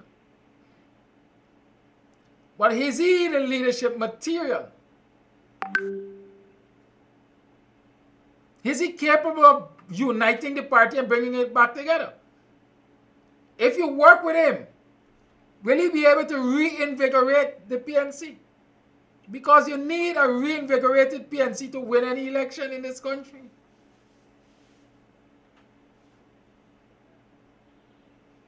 So let us refocus. Don't let us see Aubrey Norton as presidential candidate and material and all of that. Let us see Aubrey Norton as leader of the PNC. And because of the parliamentary situation, leader of the opposition. Can you support Aubrey Norton to bring back the PNC together, to bring it back to life, to give it renewed energy? A lot of people, including Dr. Hinds, and I'll tell you all I like refer to old things. I got a good historical memory. Many of us argued on this very platform that when Joe Harmon is removed as opposition leader and Norton wins the seat as leader of the PNC and opposition leader by extension, things will change in terms of vigilance and holding the PNC, the PPP accountable and so on. Many of us argue that here. How long has it been since Aubrey Norton became leader of the PNC and leader of the opposition? Where are those energies that should be behind Aubrey Norton to hold the PPP accountable?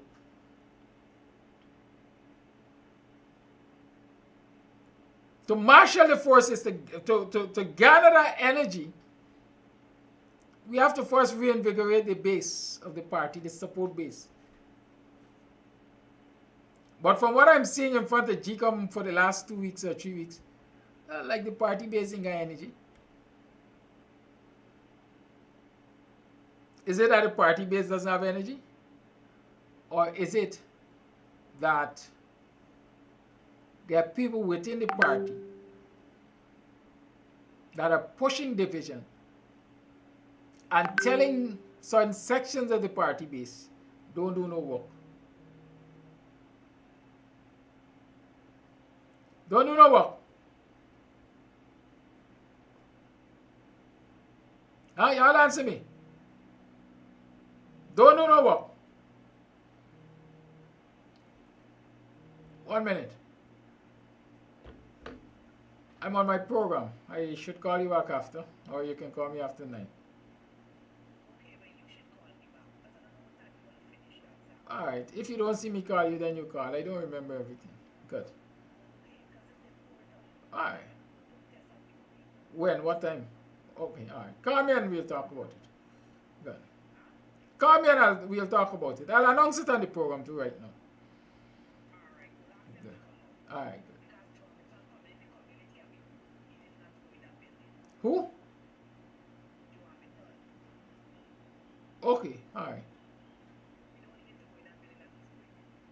Okay, good. Alright, good. Good, thank you. Yeah, so before I forget what I was just told, the folks at BV will have a protest at 4 o'clock this afternoon. Go out and join them in protest for whatever they're protesting. There will be a protest at BV 4 o'clock this afternoon. There's another issue I will have to talk with you about BV. It's 5 minutes past 8 o'clock. Yeah, so is it that the support base doesn't have the energy? Or is it that people are dampening the spirits of the support base?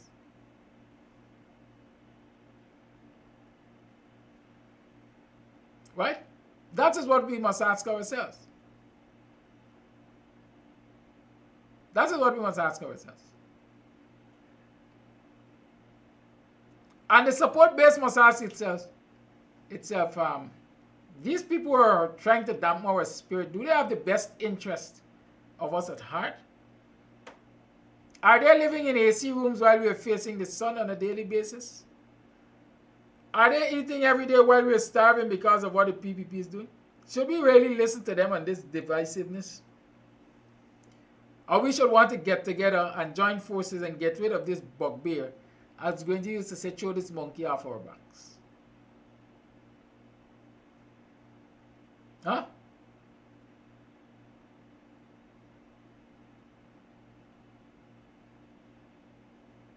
I'll talk about that. The ball is in our court. Supporters of the PNC, supporters of the coalition, supporters of the WPA, supporters of AFC, whoever you want to support. What you need is unity of purpose.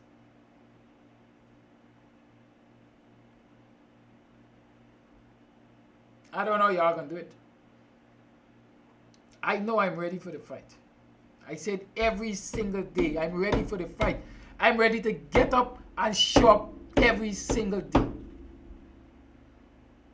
A lot of people there are always making differentiation.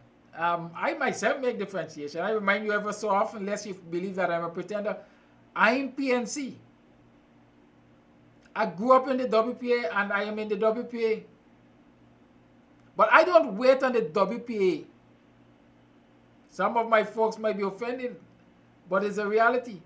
I don't wait on the WPA to chart a political course for me.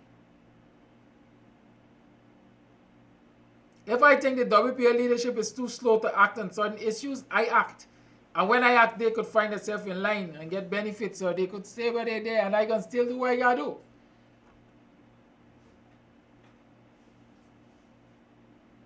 When I started protesting in front of GCOM, I didn't seek WPA's permission. I believe the entire opposition was too slow in dealing with this voters list issue, and I started a protest in front of GCOM. Maybe the rest of the opposition is catching on, but it's catching on slowly.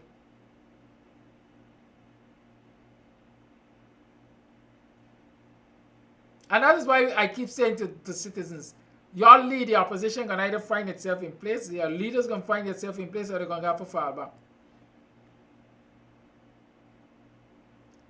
I teach based on my experiences. And I don't just say do, I do myself, to lead by example.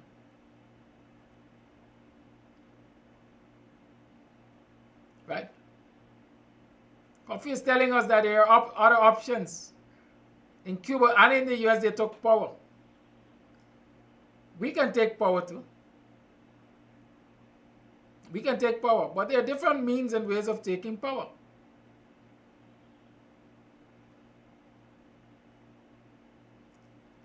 Are people comfortable believing that they can take power the way the Sri Lankans take power?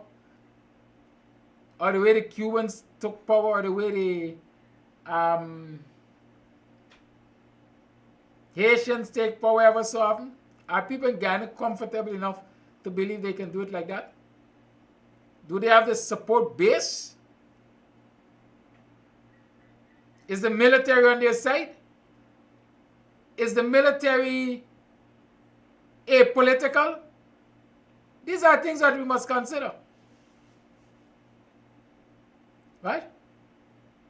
The leadership of the military takes political instructions. How then do you believe that citizens can feel comfortable and say, hey, we are going to shake down the walls of Babylon and make these neophytes run? When they know it just takes a political call and say, shoot down all of them, we got you covered. You ain't gonna face a day in jail. Remember Lyndon and the Kings and so on and wherever.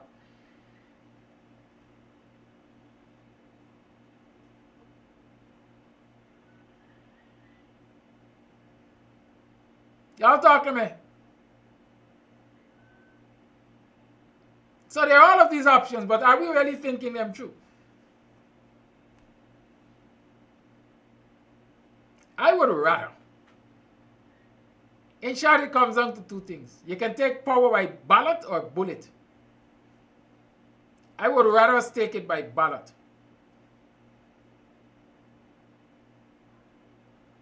I'd rather us take it by ballot. It's less nasty. It's less bloody. It's less risky.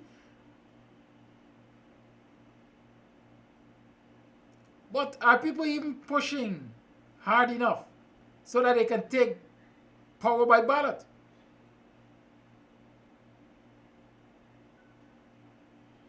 You have options. You don't go to the extreme unless you try the lesser evil. That's all I'm saying. If you try the lesser evil and it doesn't work, then, like I say, protest got different levels. So why don't we start at the lower level and see how that works out? We just want to rush to the extreme. Come on, man. We can do better than that. So I'm saying part of that problem y'all believe not in leadership material, not in this, not in that. You got a frog, you best kiss your frog and turn it into prince. PPP does it all the time. Kiss your frog and turn it into prince.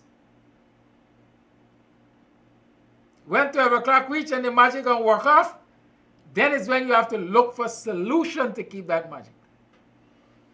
And so work with RB, rebuild the base, rebuild the party, put pressure on the PPP, get the list cleared, and then sit around the table and say, but RB, you know,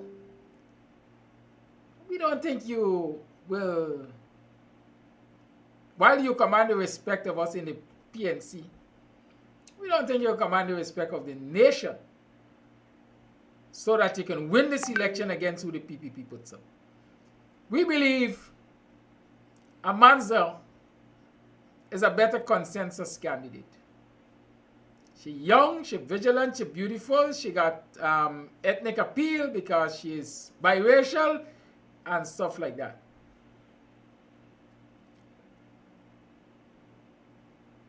Let us support Amanza's, our presidential candidate, with the understanding that Amanza will not make any decision contrary to the consensus of the party leadership. Or something to the extent. I'm just thinking out of the box. Can we have such an arrangement? Does the PPP have such an arrangement? Hey, we can put the fat guy, but the fat guy knows that he can't make no decision without me, the bald goon. We have to analyze, we have to strategize. That's how we win. But I don't talk about that. Y'all could continue the conversation on that. Lyndon Jones asks, what about WPA party based on those protests? Lyndon Jones, you come from under a rock, boy. Huh? You come from under a rock?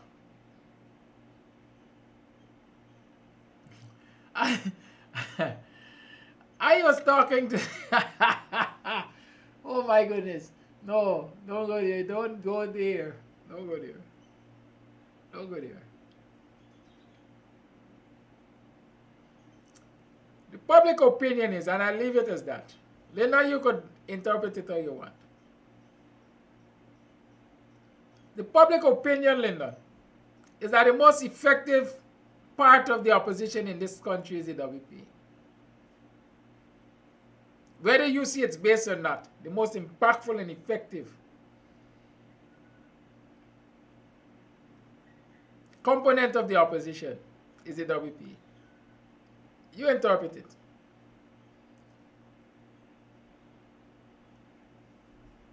It's 16 minutes past 8 o'clock.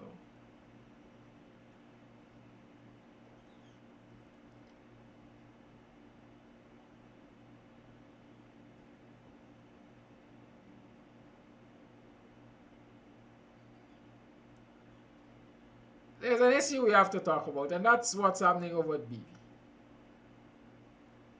Sometimes the time is so short, there's so much I wanted to talk about. But tomorrow's Free Talk Friday. I'll talk about some of those things tomorrow, especially the lawlessness that continues on Sheriff Street. But let's talk about BV. I'm going to start by blowing my horn. Tooting my horn and blowing my own whistle. Many of you will remember that I brought to the public's attention a lot of madness, corruption, stupidity that was taking place at the BVNDC quite a while ago. More than a year ago, I'm sure. I brought to your attention allegations against the chairman, Jamal, I think his correct name is Jamal Bagot. I even invited him on this program to discuss some of the allegations and so on. I brought to the fore information that said the BVNDC, more particularly Bagot, was making arrangements to sell BV people land, Baronians land, to John Finance. I had a recommended course of action: protest the NDC, kick out the chairman, start fighting.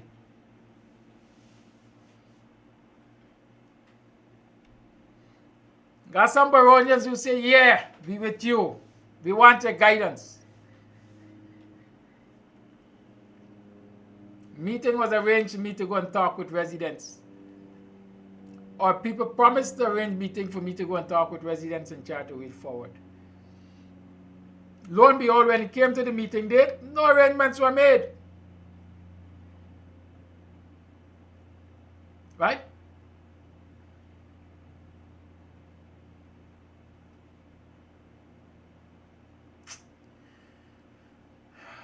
God caused the day Kerry Perry born. According to some people, your mother should have swallowed.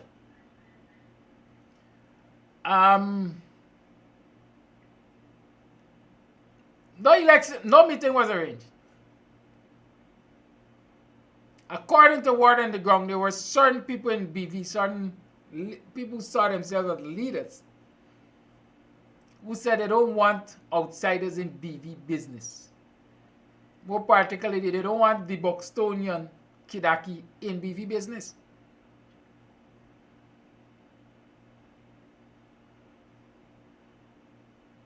And so with all due respect to the Baronians, I dropped BV business, I left BV business alone. Today, BV has a situation where there's scores of residents, owners of private land, now fighting for their lands because the NDC sell it. Or the NDC entered into an arrangement, an agreement with John Finance to sell it. Can you imagine? And I said it the other day, and I'm saying it again, and this is the kind of stupidity, the kind of thinking that makes nonsense like this happen.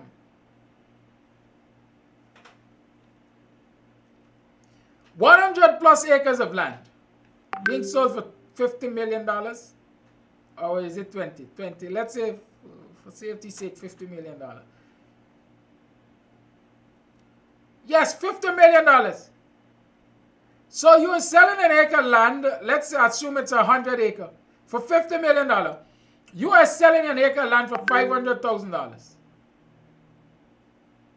In a time when there is shortage of land And there is land grab taking place because the country is awash with oil money. But you're young and you're dotish and you got corruption in your mind. You're looking at the kickback. And so you can't think. You're not no forward thinking. You ain't got experience. So you ain't got forward thinking. And those who are guiding you, either they ain't got sense to or you're not listening. So 100+ acres of land for $50 million. Land that you have no authority to sell. You know why that can happen? Because number one, our people lack vigilance. And number two, a lot of the people we put to manage our resources and things ain't got the smallest inkling of the value of resources. And I'm reminded that Karen Van Slytman and others said that the land that was bought by the credit union for $158 million was overpriced because the valuation department said it was less than, it valued less than 58 million, than 158 million. It is idiocy like that that could cause Jamal Bhagat or Jamal Bhagat and the rest of the NDC and BV to sell their lands for about $500,000 an acre. Because they didn't understand the concept. Maybe they went off government valuation and they got that value. But they didn't understand the concept of the market value of the land. The demand and all of that has to be factored in.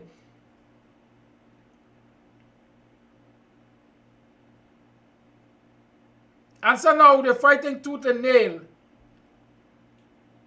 Because John Finance said we don't want a refund.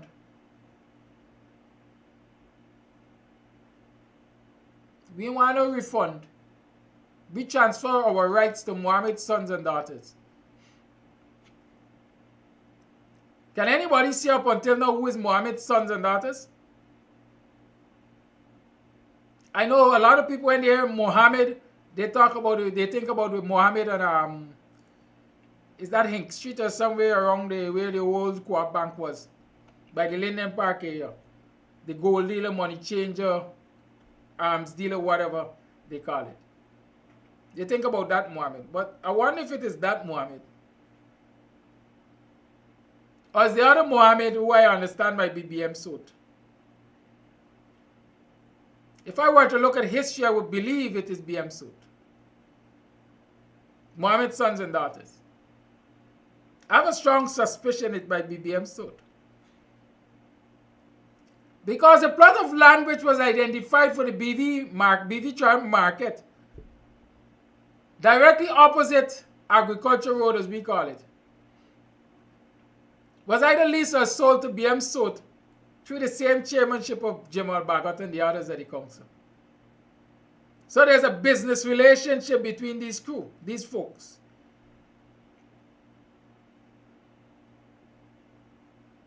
So let's investigate. Let's investigate what's happening there. Who is Mohammed's sons and daughters that the rights of John Finance have been transferred to? Let's find that out.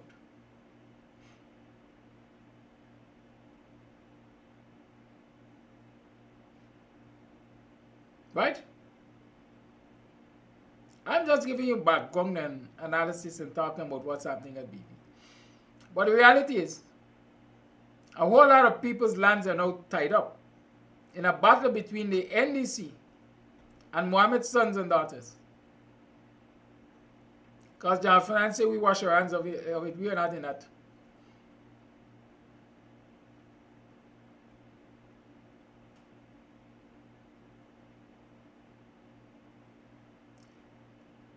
Elton McRae, who now sits on the NDC at Enmore, is championing the cause of Baronians.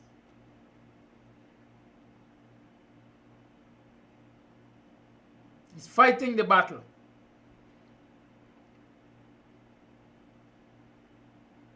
He's appealing now for assistance. In the first instance, they need $1 million for legal fees. $1 million for legal fees.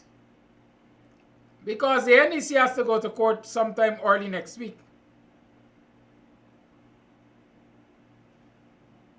The NDC has to go to court to defend this matter.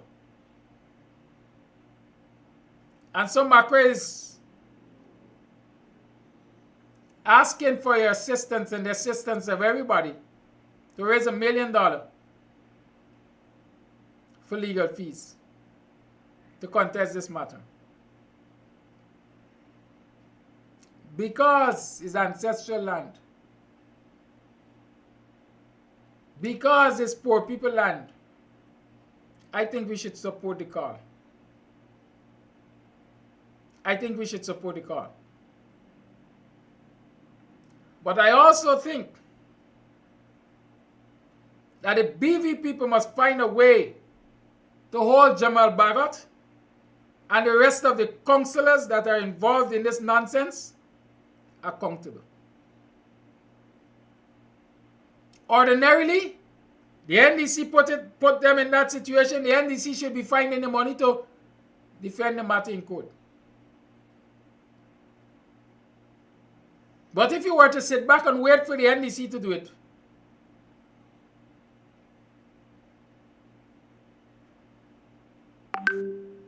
you might lose the battle anyhow. So yes, I support Elton Macrae. I support his call for assistance to raise $1 million to pay legal fees. But I'm also saying that the battle must not end there. The likes of Jamal Bagot and the rest of the NDC must face the wrath of the people. I recommend that BV people turn up at every NDC meeting and make their life miserable. That recommendation is on the table again. Run them out. They don't have your interest at heart. And I usually tell people, I don't cover my mouth when I talk. Ask Jamal Bagot to explain how at, I think he's younger than 30 years. Where did he acquire his wealth from?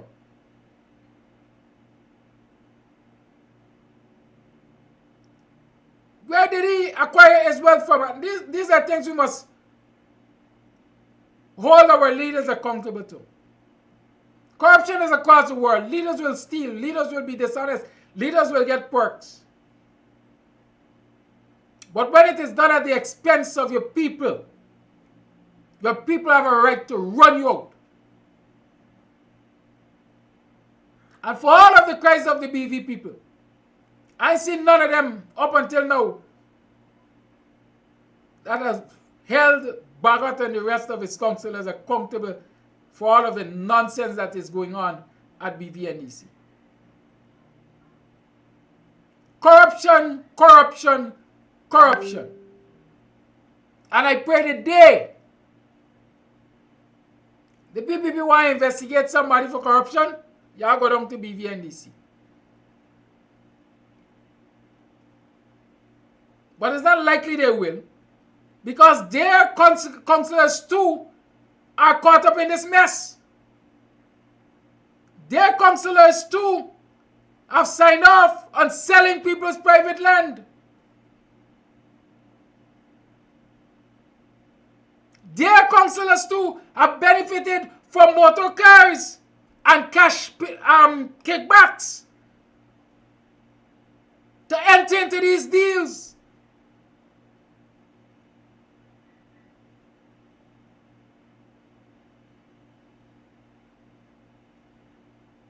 But everybody's just grumbling.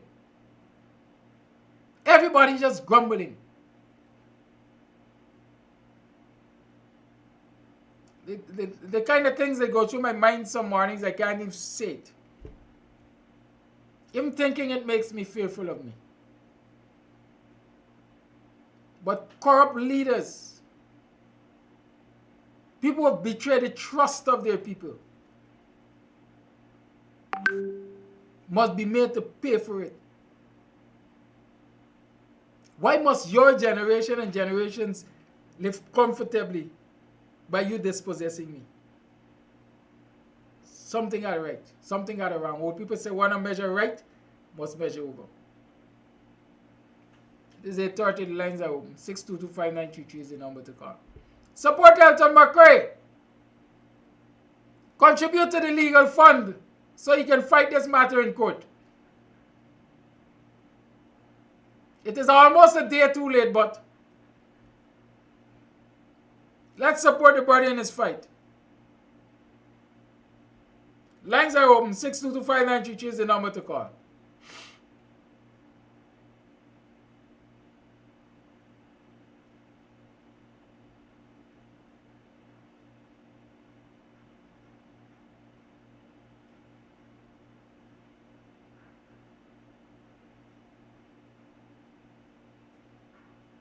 Austin Jones said she hopes that my utterances about a man's is just hypothetical.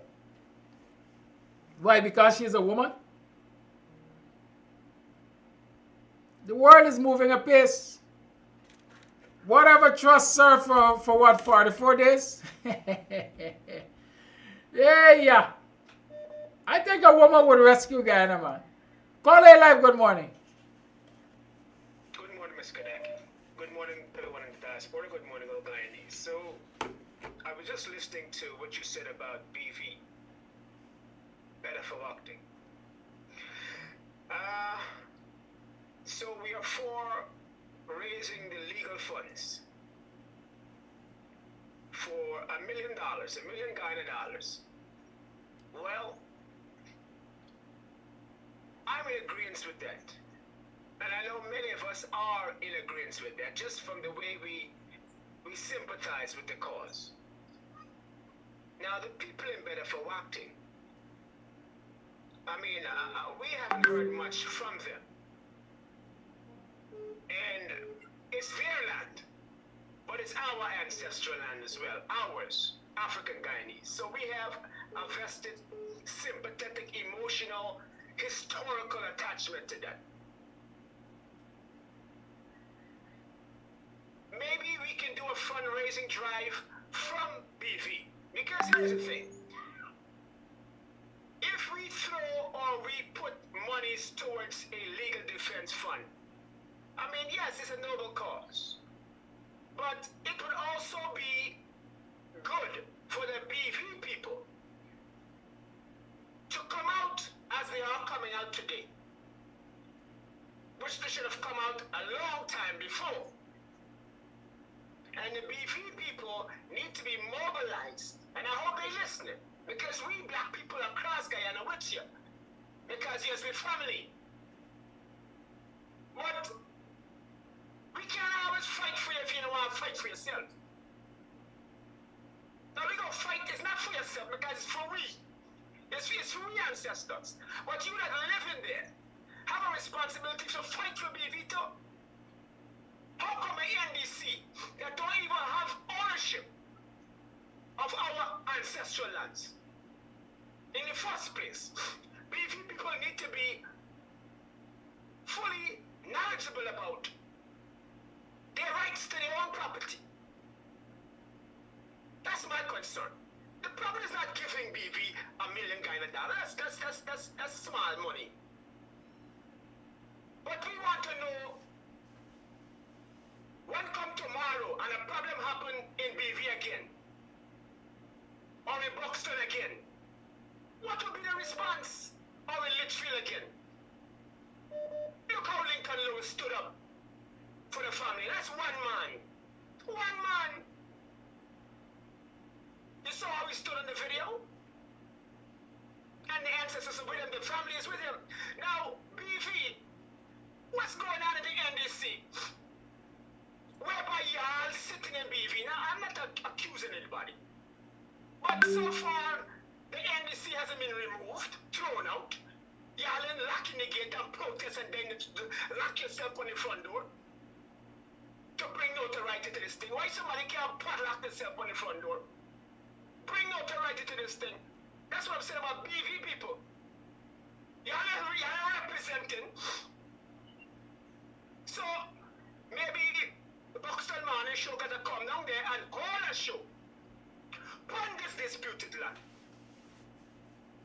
While y'all padlock yourself to the NDC. And we hold a show right there.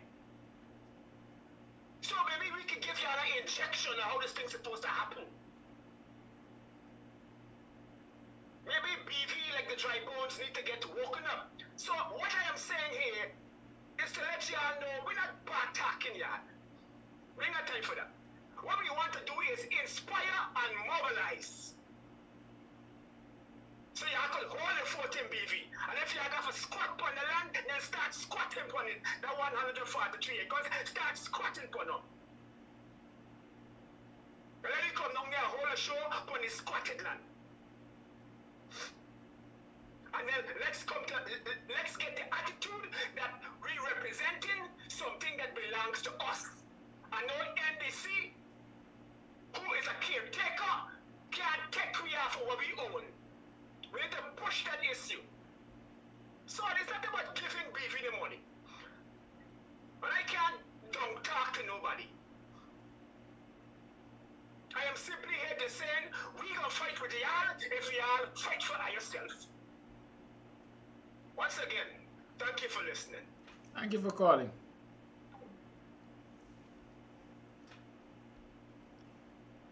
Emily Durant. Yes, my girl, you know though. But I'm going to call you, you know how this rough up, and I'm going to rough you up, you know. Here's the scenario. You told your child not to go out of the yard because you know it is unsafe for her to cross the bridge across the deep canal. Your child disobeys you, call all the line, and falls into the canal. What would you do? What would you do? I'm listening for your answer. I want the first answer to come from Emily Durant. Call her live, good morning. Yes, good morning to one and all.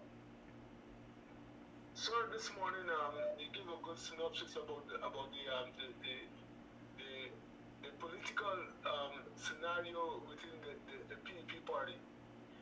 We talk about the chosen one for the leadership, who actually became the president, and the falling out and all these things here.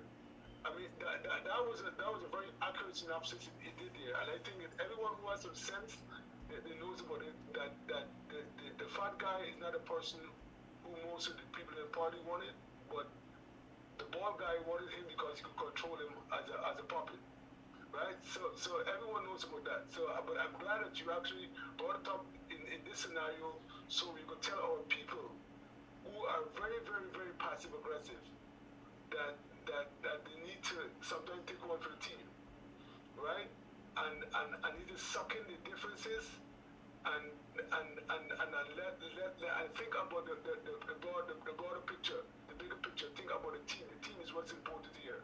And people, especially APU supporters, and by extension most black folks, they are too proud, right? And that proudness makes them very, very passive, and that's another good thing, right? Sometimes you need to face the reality, and you need to sacrifice certain things to get what you're really looking for. I've been in situations where people been talking. Oh, that one Norton, blah, blah, blah, this, that, about that one Norton. And they don't even know the man, right? But they just hear what people say, they just go in according to the instinct. And the instinct are mostly wrong because Guyana is a very superficial place. And we people just think about how this is going to look and how this is going to look, and they just want to hear things. And they start spreading rumors about people. So that was a good explanation you give to them this morning. And I'm glad that you broke it down like that. The second thing I want to talk about is this BV situation. This BV situation, I'm appealing to all black people, black supporters in the diaspora and in Guyana to support this legal funding, this cause, because this is important. This is not only for the BV people. This is our inheritance. This is for black people, right? But like I said, I'm appealing to people to support this funding, but there's a but here, right? We're not giving these people a blank check, right? We need accountability, right? So I'm talking to the BV people here. We're not giving you a blank check to pay your legal fees. We need accountability for our money that we contributing towards this process, right? This cause. And so with that, I'm proposing that we send our monies to the person who we say don't want their business, BV people. We send our monies to Kadaki Amsterdam, who's gonna administer how this money is spent in regards to this legal funding. So you don't want him in your business, but if you don't want him in your business, no. Then fine, you owe $1 million for pay your own lawyer, right? Because we send our money to him, and we want him to control it, to be the manager of our money, and to see and to work out everything out for this legal funding. Thank you. That's my time. Thank you for your call. Emily is your... No, let me not deal with Emily yet. Voice note. Pleasant good morning to you, Kidaki. Pleasant good morning to viewers. Kidaki, I enjoyed your program. You were just on track. The continuation of Mark Bench Cup and J.R. Crawford last night. You right there. Let the people sit down and don't go out. It was just the continuation of Mark last night. People rise up. Guyanese people wake up. People's power has no dictator. Thank you. People's power, no dictator. People waiting for the leader dictate. Voice note. Good morning, Kadaki and listeners. The opposition members of Parliament, Norton and Granger, if you even got it there in a wheelchair, should be in front of GCOM every day protesting. The days when you're out there, they're supposed to be out there. That's the only way the people them gonna come out. Well, let the people wait for Granger to come out in a wheelchair. Y'all wait, man. Y'all wait. Y'all wait. Because I know Granger ain't coming out. So y'all wait. Voice note. Good morning, Kadaki and listeners. This is the one I just played. Y'all wait. Keep on waiting in vain. Good morning, Mr. Amsterdam. Mr. Amsterdam, you know something? It boils anyone that voted for that coalition. You know why? Those people that are there, they are a set of selfish people. Because many of them were Mr. Armand's girl and Mr. Armand's boy, they are not cooperating with Mr. Norton. They are doing things their way, forgetting that the people voted so that they could be there and in Parliament and they could become an MP. But let me tell you something. They will be exposed sooner or later because people, we are not going to have it. To have them there just grabbing off of our strength and everything. We have needs too. You understand? And if they're going to sit there and don't work because they're not in favor of Mr. Norton, they need to get their way out, take their way out, take their leave, and let other persons that will go to join the coalition or the PNC do what they want to do. That makes sense. If you look around, they are not cooperating with Mr. Norton. They're not doing anything. Many of them aren't working. They're there just to be called MP and to use their position to get whatever they want done and whatever it is. Many of them, as far as I'm concerned, and people are saying, are with the government of the day, undermining Mr. Norton. The same thing many of them did to Mr. Granger, but he had a better option to get rid of them because he knew they were undermining him. You understand? So I feel Mr. Norton should take a stand. They either work for the people or they leave. And if they want, let them go where they want to go. If they want to join the PPP or whatever, let them go. Because that is what they're doing. They're undermining the system with Mr. Norton. And that is what is causing the whole problem. They cannot function properly, and they cannot stand up for the people that voted for them. Let them go. It is time people get up and stand up and ask them to leave. Thank you. Thank you for that call, Voice Note. A lot of us sit and we assume a lot of things. I don't like to assume. I like to ask the questions. We're saying that they are undermining Mr. Norton. They're not cooperating. Is there any evidence that Mr. Norton has asked them to do any work? If Norton is the leader of the opposition, he has 29 or 30 parliamentarians who is supposed to be leading. Has Norton ever come out to the public and say, listen, we got 5 of them that don't cooperate. When I tell them, let's go and meet the people, they refuse. I want that kind of information from Mr. Norton. We have to start calling names in this society. Mr. Aubrey Norton, if you're listening to this program, Kidaki Amsterdam, host of BUXTONIAN Morning Time, is asking you, are there politicians who are there parliamentarians who are refusing to work with you? Parliamentarians who are refusing to work with your agenda? The last I heard Aubrey Norton mention something about parliamentarians.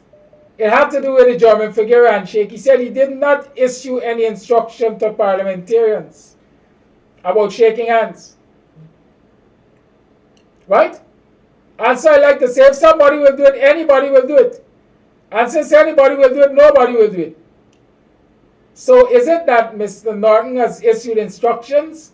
Or does he issue instructions which do not get respected? Or the ball just simply getting tossed from one person to the other to the next? Caller, thank you for holding. You're a patient woman. Yes, thanks. Good morning, everybody. Now we're talking on members of parliament. On the last protest, that was Tuesday, 3 members of parliament were there. The person who was leading it, the male one, and then 2 others came up. One of them is not my friend, because we don't share the same common ground anyway. But that particular individual left whatever she was doing, and she was on that protest line. She spent about an hour or more than an hour. She was in her work gap, full work gap. And I admired her walking around on her stilts, stepping on her bladders, and holding a placard and screaming to the top of her lungs for what she wanted for a new election. And hats off to those members of parliament. If you cannot all come one day, choose a day to come out and let the people who are crying out, I like on this program, members of parliament and going, leader the opposition and going. The leader was there for two weeks. And these people who sit down to criticize on the phone, one person spoke that people vex with the leader, President Granger. Keep on being vexed with Granger. And don't move to do something. And you're going to always be vexed. But in the long run, it's we the people who are suffering. And I don't see why people got to still there talking about President Granger. You know, I, once a nurse, always a nurse. And when you go through something like cancer, for you to live, once you do chemotherapy, you're being poisoned to kill cancer. You do not know what happens to a person after receiving those massive doses of poison to kill off cancer. Right now I have 2 persons who I know, a cousin and a friend, who is going through chemotherapy, one in England, one in Guyana. And whenever I talk to them, I try to feel their pain. The one who is in England, I was going through the initial steps until we got the diagnosis, what it was. All right, moving along. Now, for Diwali, all week last week, scripts they licking like dog. Oh God, all day, all night. I hope the same way how scripts was being lit and lick up and throw down and make nice, we could have it for Christmas.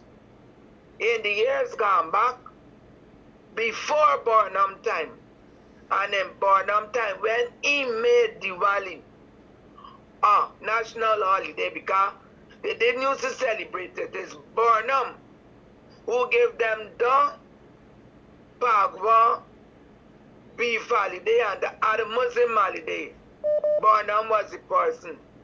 Because the Queen, being a Christian, did not acknowledge those people from Calcutta to see it fit, and from Pakistan to enjoy national holidays like how the Christians enjoyed Easter, Good Friday, Christmas Day, and so on.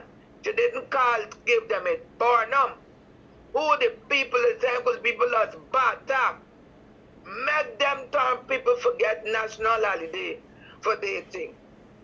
Now with the thing of beefing, you see, when you went in the earlies to give them your whole body and highlight their affairs, they chase you out. I wonder how they feel now to come back to the stone where the builder refused the Bible story. Now you have become the head cornerstone to run in now to try to fight their battles. You do call for people to come out on the protest line and protest. And I don't know if BV people would go on the protest. I can't see somebody and say, you from here, you from there. I know I'm from Denhamsted. When people see me, they know, oh, this is Denhamsted. But now when you see things, you got to go to the front. We would have had a case like that with a person in our NDC. I talked about it yesterday. And 5 persons led the charge against the coming of coast to Denhamsted. Because nobody called them coming in no black belly ship can't come in either. And we led the charge. And we were able to stop that floodgate being thrown at us. And we would not have been able to pass across that area to get into our backlands to farm rice and farm provision and so on, other cash crops. Now I hear they're talking lots of things. We supposed to got some part of the election petition in the courts. I hope that has been thrown out. Now coming back to the CCJ. Well, you can't talk everything today, you know.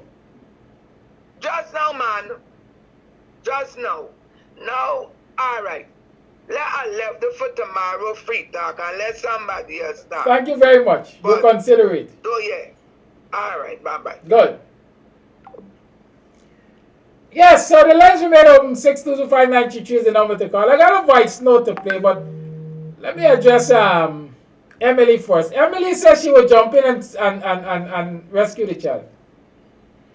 Y'all remember the question I asked, the scenario?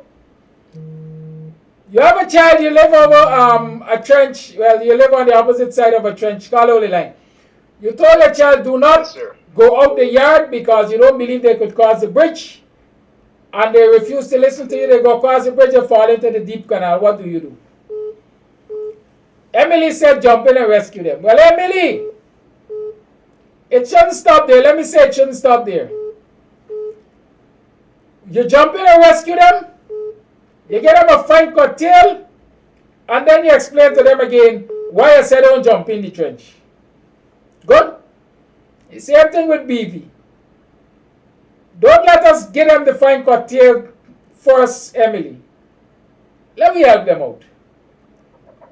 Let us help them out first. They erred. Their leaders erred. We know them. We caution them. But don't let me left them for go down. Is we on still? We gonna chastise them after. Right, Emily? Call it live. Good morning. Morning, Kadaki, and morning, Guyana. And that's the correct answer for Emily. Rescue and cut them behind. When it comes to Chanjaras Singh, he's going to most likely end up in Canada for a little while and then be brought back to Guyana. That was what he did when he did that no confidence vote against the APNU. Go to Canada, relax, and he's going to come back.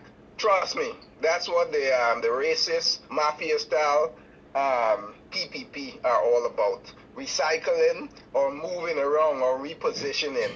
Aussie Rogers, come on. It was explained by the host of Speaking Out what needed to be done in reference to Aussie Rogers' situation, where the cops or the police higher-ups needed to actually do the charge. That's not been done. So pressure still need to be put, right, on this illegal government for that situation to be brought to the light. And again, what we have is that stuff will come up, it disappear, and then they move on to the next crisis. Enough. What this illegal, racist, mafia-style government did should already be out of government. But the people will sit back and they most likely accept it. When it comes to the protest, few Africans are going to come out and fewer or none Indians are going to come out because they really don't give a hoot about that situation. Their people are in power, so they're good. And for the Africans, you know, hell, they're scared. We ain't gonna do nothing because you have not heard a peep from those rights organizations in Guyana. Nothing at all. So what are we to believe the people in Guyana are doing? Absolutely nothing. Because, as you said, the hands that feed them, they're not going to speak out against it. So what it is, we as a people in Guyana would like to see. We would like to see the lawlessness continue. We would like to see the corruption once we get in our little something, and that's it. Now, when it comes to the BV, the $1 million should be conditional with us having an input on every damn thing that goes on in that place. I don't care if they have NDC or how we got it set up. Nothing is going to happen unless it's run by people that know something. Because obviously, idiots are there just selling out their birthrights, and that can't happen again or over and over in Guyana. So at some point, I don't know how come we are not giving advice to these people, and I guess they don't want to take it because they said they don't want outsiders. What stupidness is that, man? You know, Guyana itself, and especially my African brothers and sisters, sometimes just amaze me with their stupidity. And I simply just don't understand why we would just sell off because we don't want to work the land. We don't want to think that we have a future. And I'm just fed up and sick and tired of us always having to bail out these jokers that are selling out. And that's my take. Thank you for your call. Voice note. Good morning, Mr. Amsterdam. Good morning, viewers. You know, some of these people in the coalition behaving like spoiled rats. They're an adult. Work with together with Mr. Norton to strengthen the party. You know, they're not looking good. You come together, the parties come together, and you work, you have a plan. Stop going around, coming around, because they're not looking good. You're an adult. Sit and y'all strategize and come up with a plan. Stop this nonsense, man, and move the party forward. Mr. Norton is the best person. Yeah.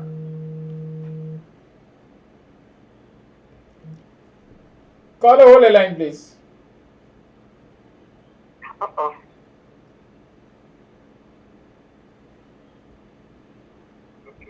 I'll pick him, work along with him. And he should look for a new general secretary if his secretary, you know, she cannot come out to work if she's sick or whatever happened to her. Y'all need to work together and stop this nonsense. Look what the PPP doing with Afro-Guyanese, destroying y'all day in, day out. And y'all can't get y'all act together. Come on, people. Do something about it. Don't put yourself out there and let people feel that y'all ain't know what y'all about. Get together, get to work, do something. Do something. Call it live, good morning. Yeah, good morning, Brother Kadaki. You know, it's very frustrating to hear these the same thing repeating itself over and over every morning and so forth. But what I want to say about the coalition or the opposition or whatever, the part of the PPP, if you listen to Alan and at the less extent Jack Joe on their when they have their program, Jack Joe on Critics Interview and Nandala on his Tuesday night program, they make no bones about it where they're saying they want the opposition to put them into the wilderness, so to speak, using my term. In other words, they want to last away the opposition. And Nandala said they know in such terms that this group of politicians have no place in society and all these types of things.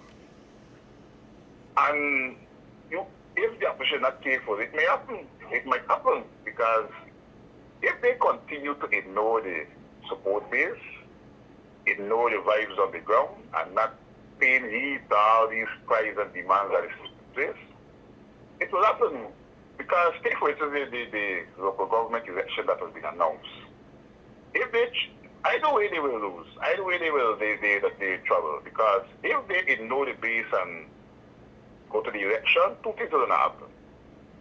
A lot of people are not going to go to this election. 20 people, mass. There will be a mass people staying home and not participating. I'm speaking about in the stronghold, the support base, Jackson, in New Amsterdam and these places. And the PP may win, right? If they choose to not participate, the PVP will, without putting any pressure to slow down or to make the election illegitimate, at the end they will lose. The only option is to bring pressure to bear, to boycott the election and to force the election to postpone. You know, in 92, not in 92, in 1990, there's not a election on the 5th of December 1990. I mean, a lot of guys seem to forget this. He had announced the election on the 5th of December 1990. And because of pressure, where they were claimed that they were pushed for free and fair election, there's one was forced to postpone the election until 1992 when it was kept on the 5th of October. But once you win pressure, the election got to postpone. It got to postpone. But again, that was the PVP side. That was the PVP and the other and others who helped the PVP in those days, right? So the opposition they can sit down and ignore the population and just go on YouTube talking and people want to do many stupid press conferences there sometimes, and don't eat the demands at all. It is the people who put them in there. These votes make you go in the parliament. Votes get you in the parliament and get you voted. It's the same thing with the Canada issue. The Kanji people, the people that Canada speak about Kanji and shoulder workers, those people never vote for the coalition. So when you say that he is the cries of the coalition about the shoulder workers and the Kanji people, if you check the demographics of the election, those people did not vote for the coalition. So it could not have been representing the cause of those people. That I vote for the coalition. I didn't want the PFC to or the coalition to no confidence to come down. When you are a politician, you gotta vote for what the people want, not what you want. And this is our problem in this country. The representative, they're doing what they want. They're not doing what the people want. They're doing, and this is why you need a system where, like the American system that I love, where the people vote for the politician. Not they vote for the party, and then the party put in the politician. Because if I vote for you and you're not doing what I want, then I just take yours back. Instead of the politician choosing who must go in there and who must not go in there and so forth. And the Chandas issue, let me say this. The PP themselves set up Chanda. They didn't want, your service purposes, so to speak. Your service purpose. They use him to get rid of with no confidence. They come in, they give you a little thing and say, no, it's time for your service purpose. So he was set up. And it's time, and they're using that now as a means to get rid of you now. Thank you. Thank you for your call. I got a voice note. Let me play it before time run out. Alright, load.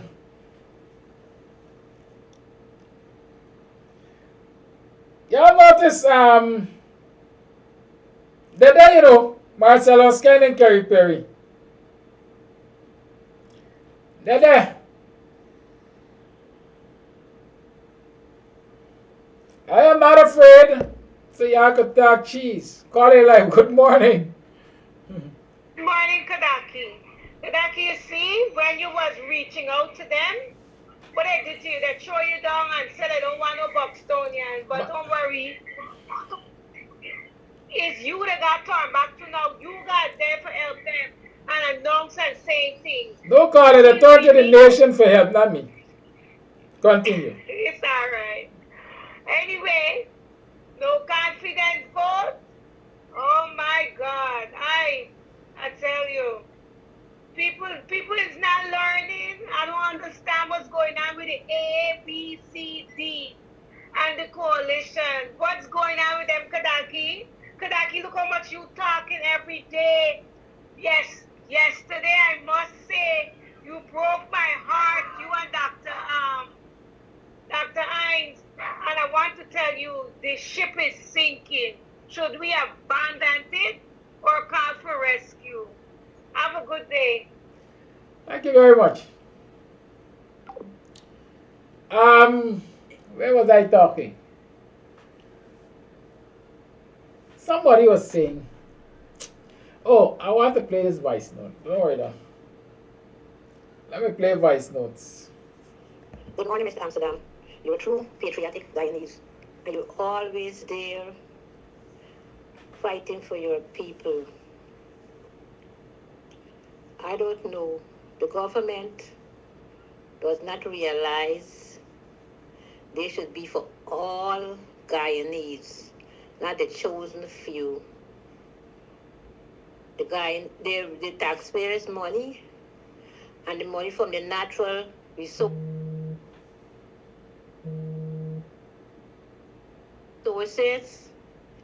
supposed to go to all Guyanese, not some Guyanese. They are enriching themselves off of our money. The opposition, they got to get their acts in order. United we stand, divided we shall surely fall. And the PPP will love that. They should stop the disunity. They should stop the fighting like a crab to crawl at each other's back.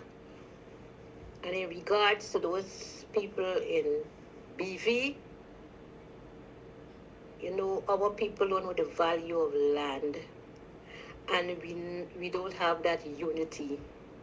You think if it was the Indians, they would have joined with John Fernandez or whoever to sell out their own people land? No, they wouldn't be doing that.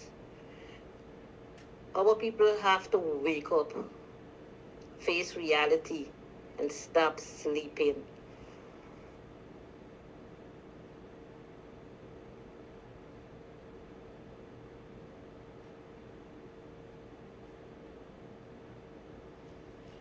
Thank you for your call. Thank you for your voice note. It's 9:10. It's time for me to go. Listen, I was enjoying this conversation. I didn't even realize the time. You know you're buying out for us, though, yeah? So, hey, Kerry Perry, I noticed what you're saying. Marcelo has kind of noticed you too. But that's all I will do this morning, notice you. You're making sense. You don't make sense, you're making sense. So don't waste time. Good? I maintain that, listen, if people want change, they got to embrace change, they got to work for change, they got to do what they got to do. Don't wait on no leader, man. Do what you got to do. The leader's going to fall in line. And if you got a leader, what is the alternative? That is what you must ask yourself. What is the alternative?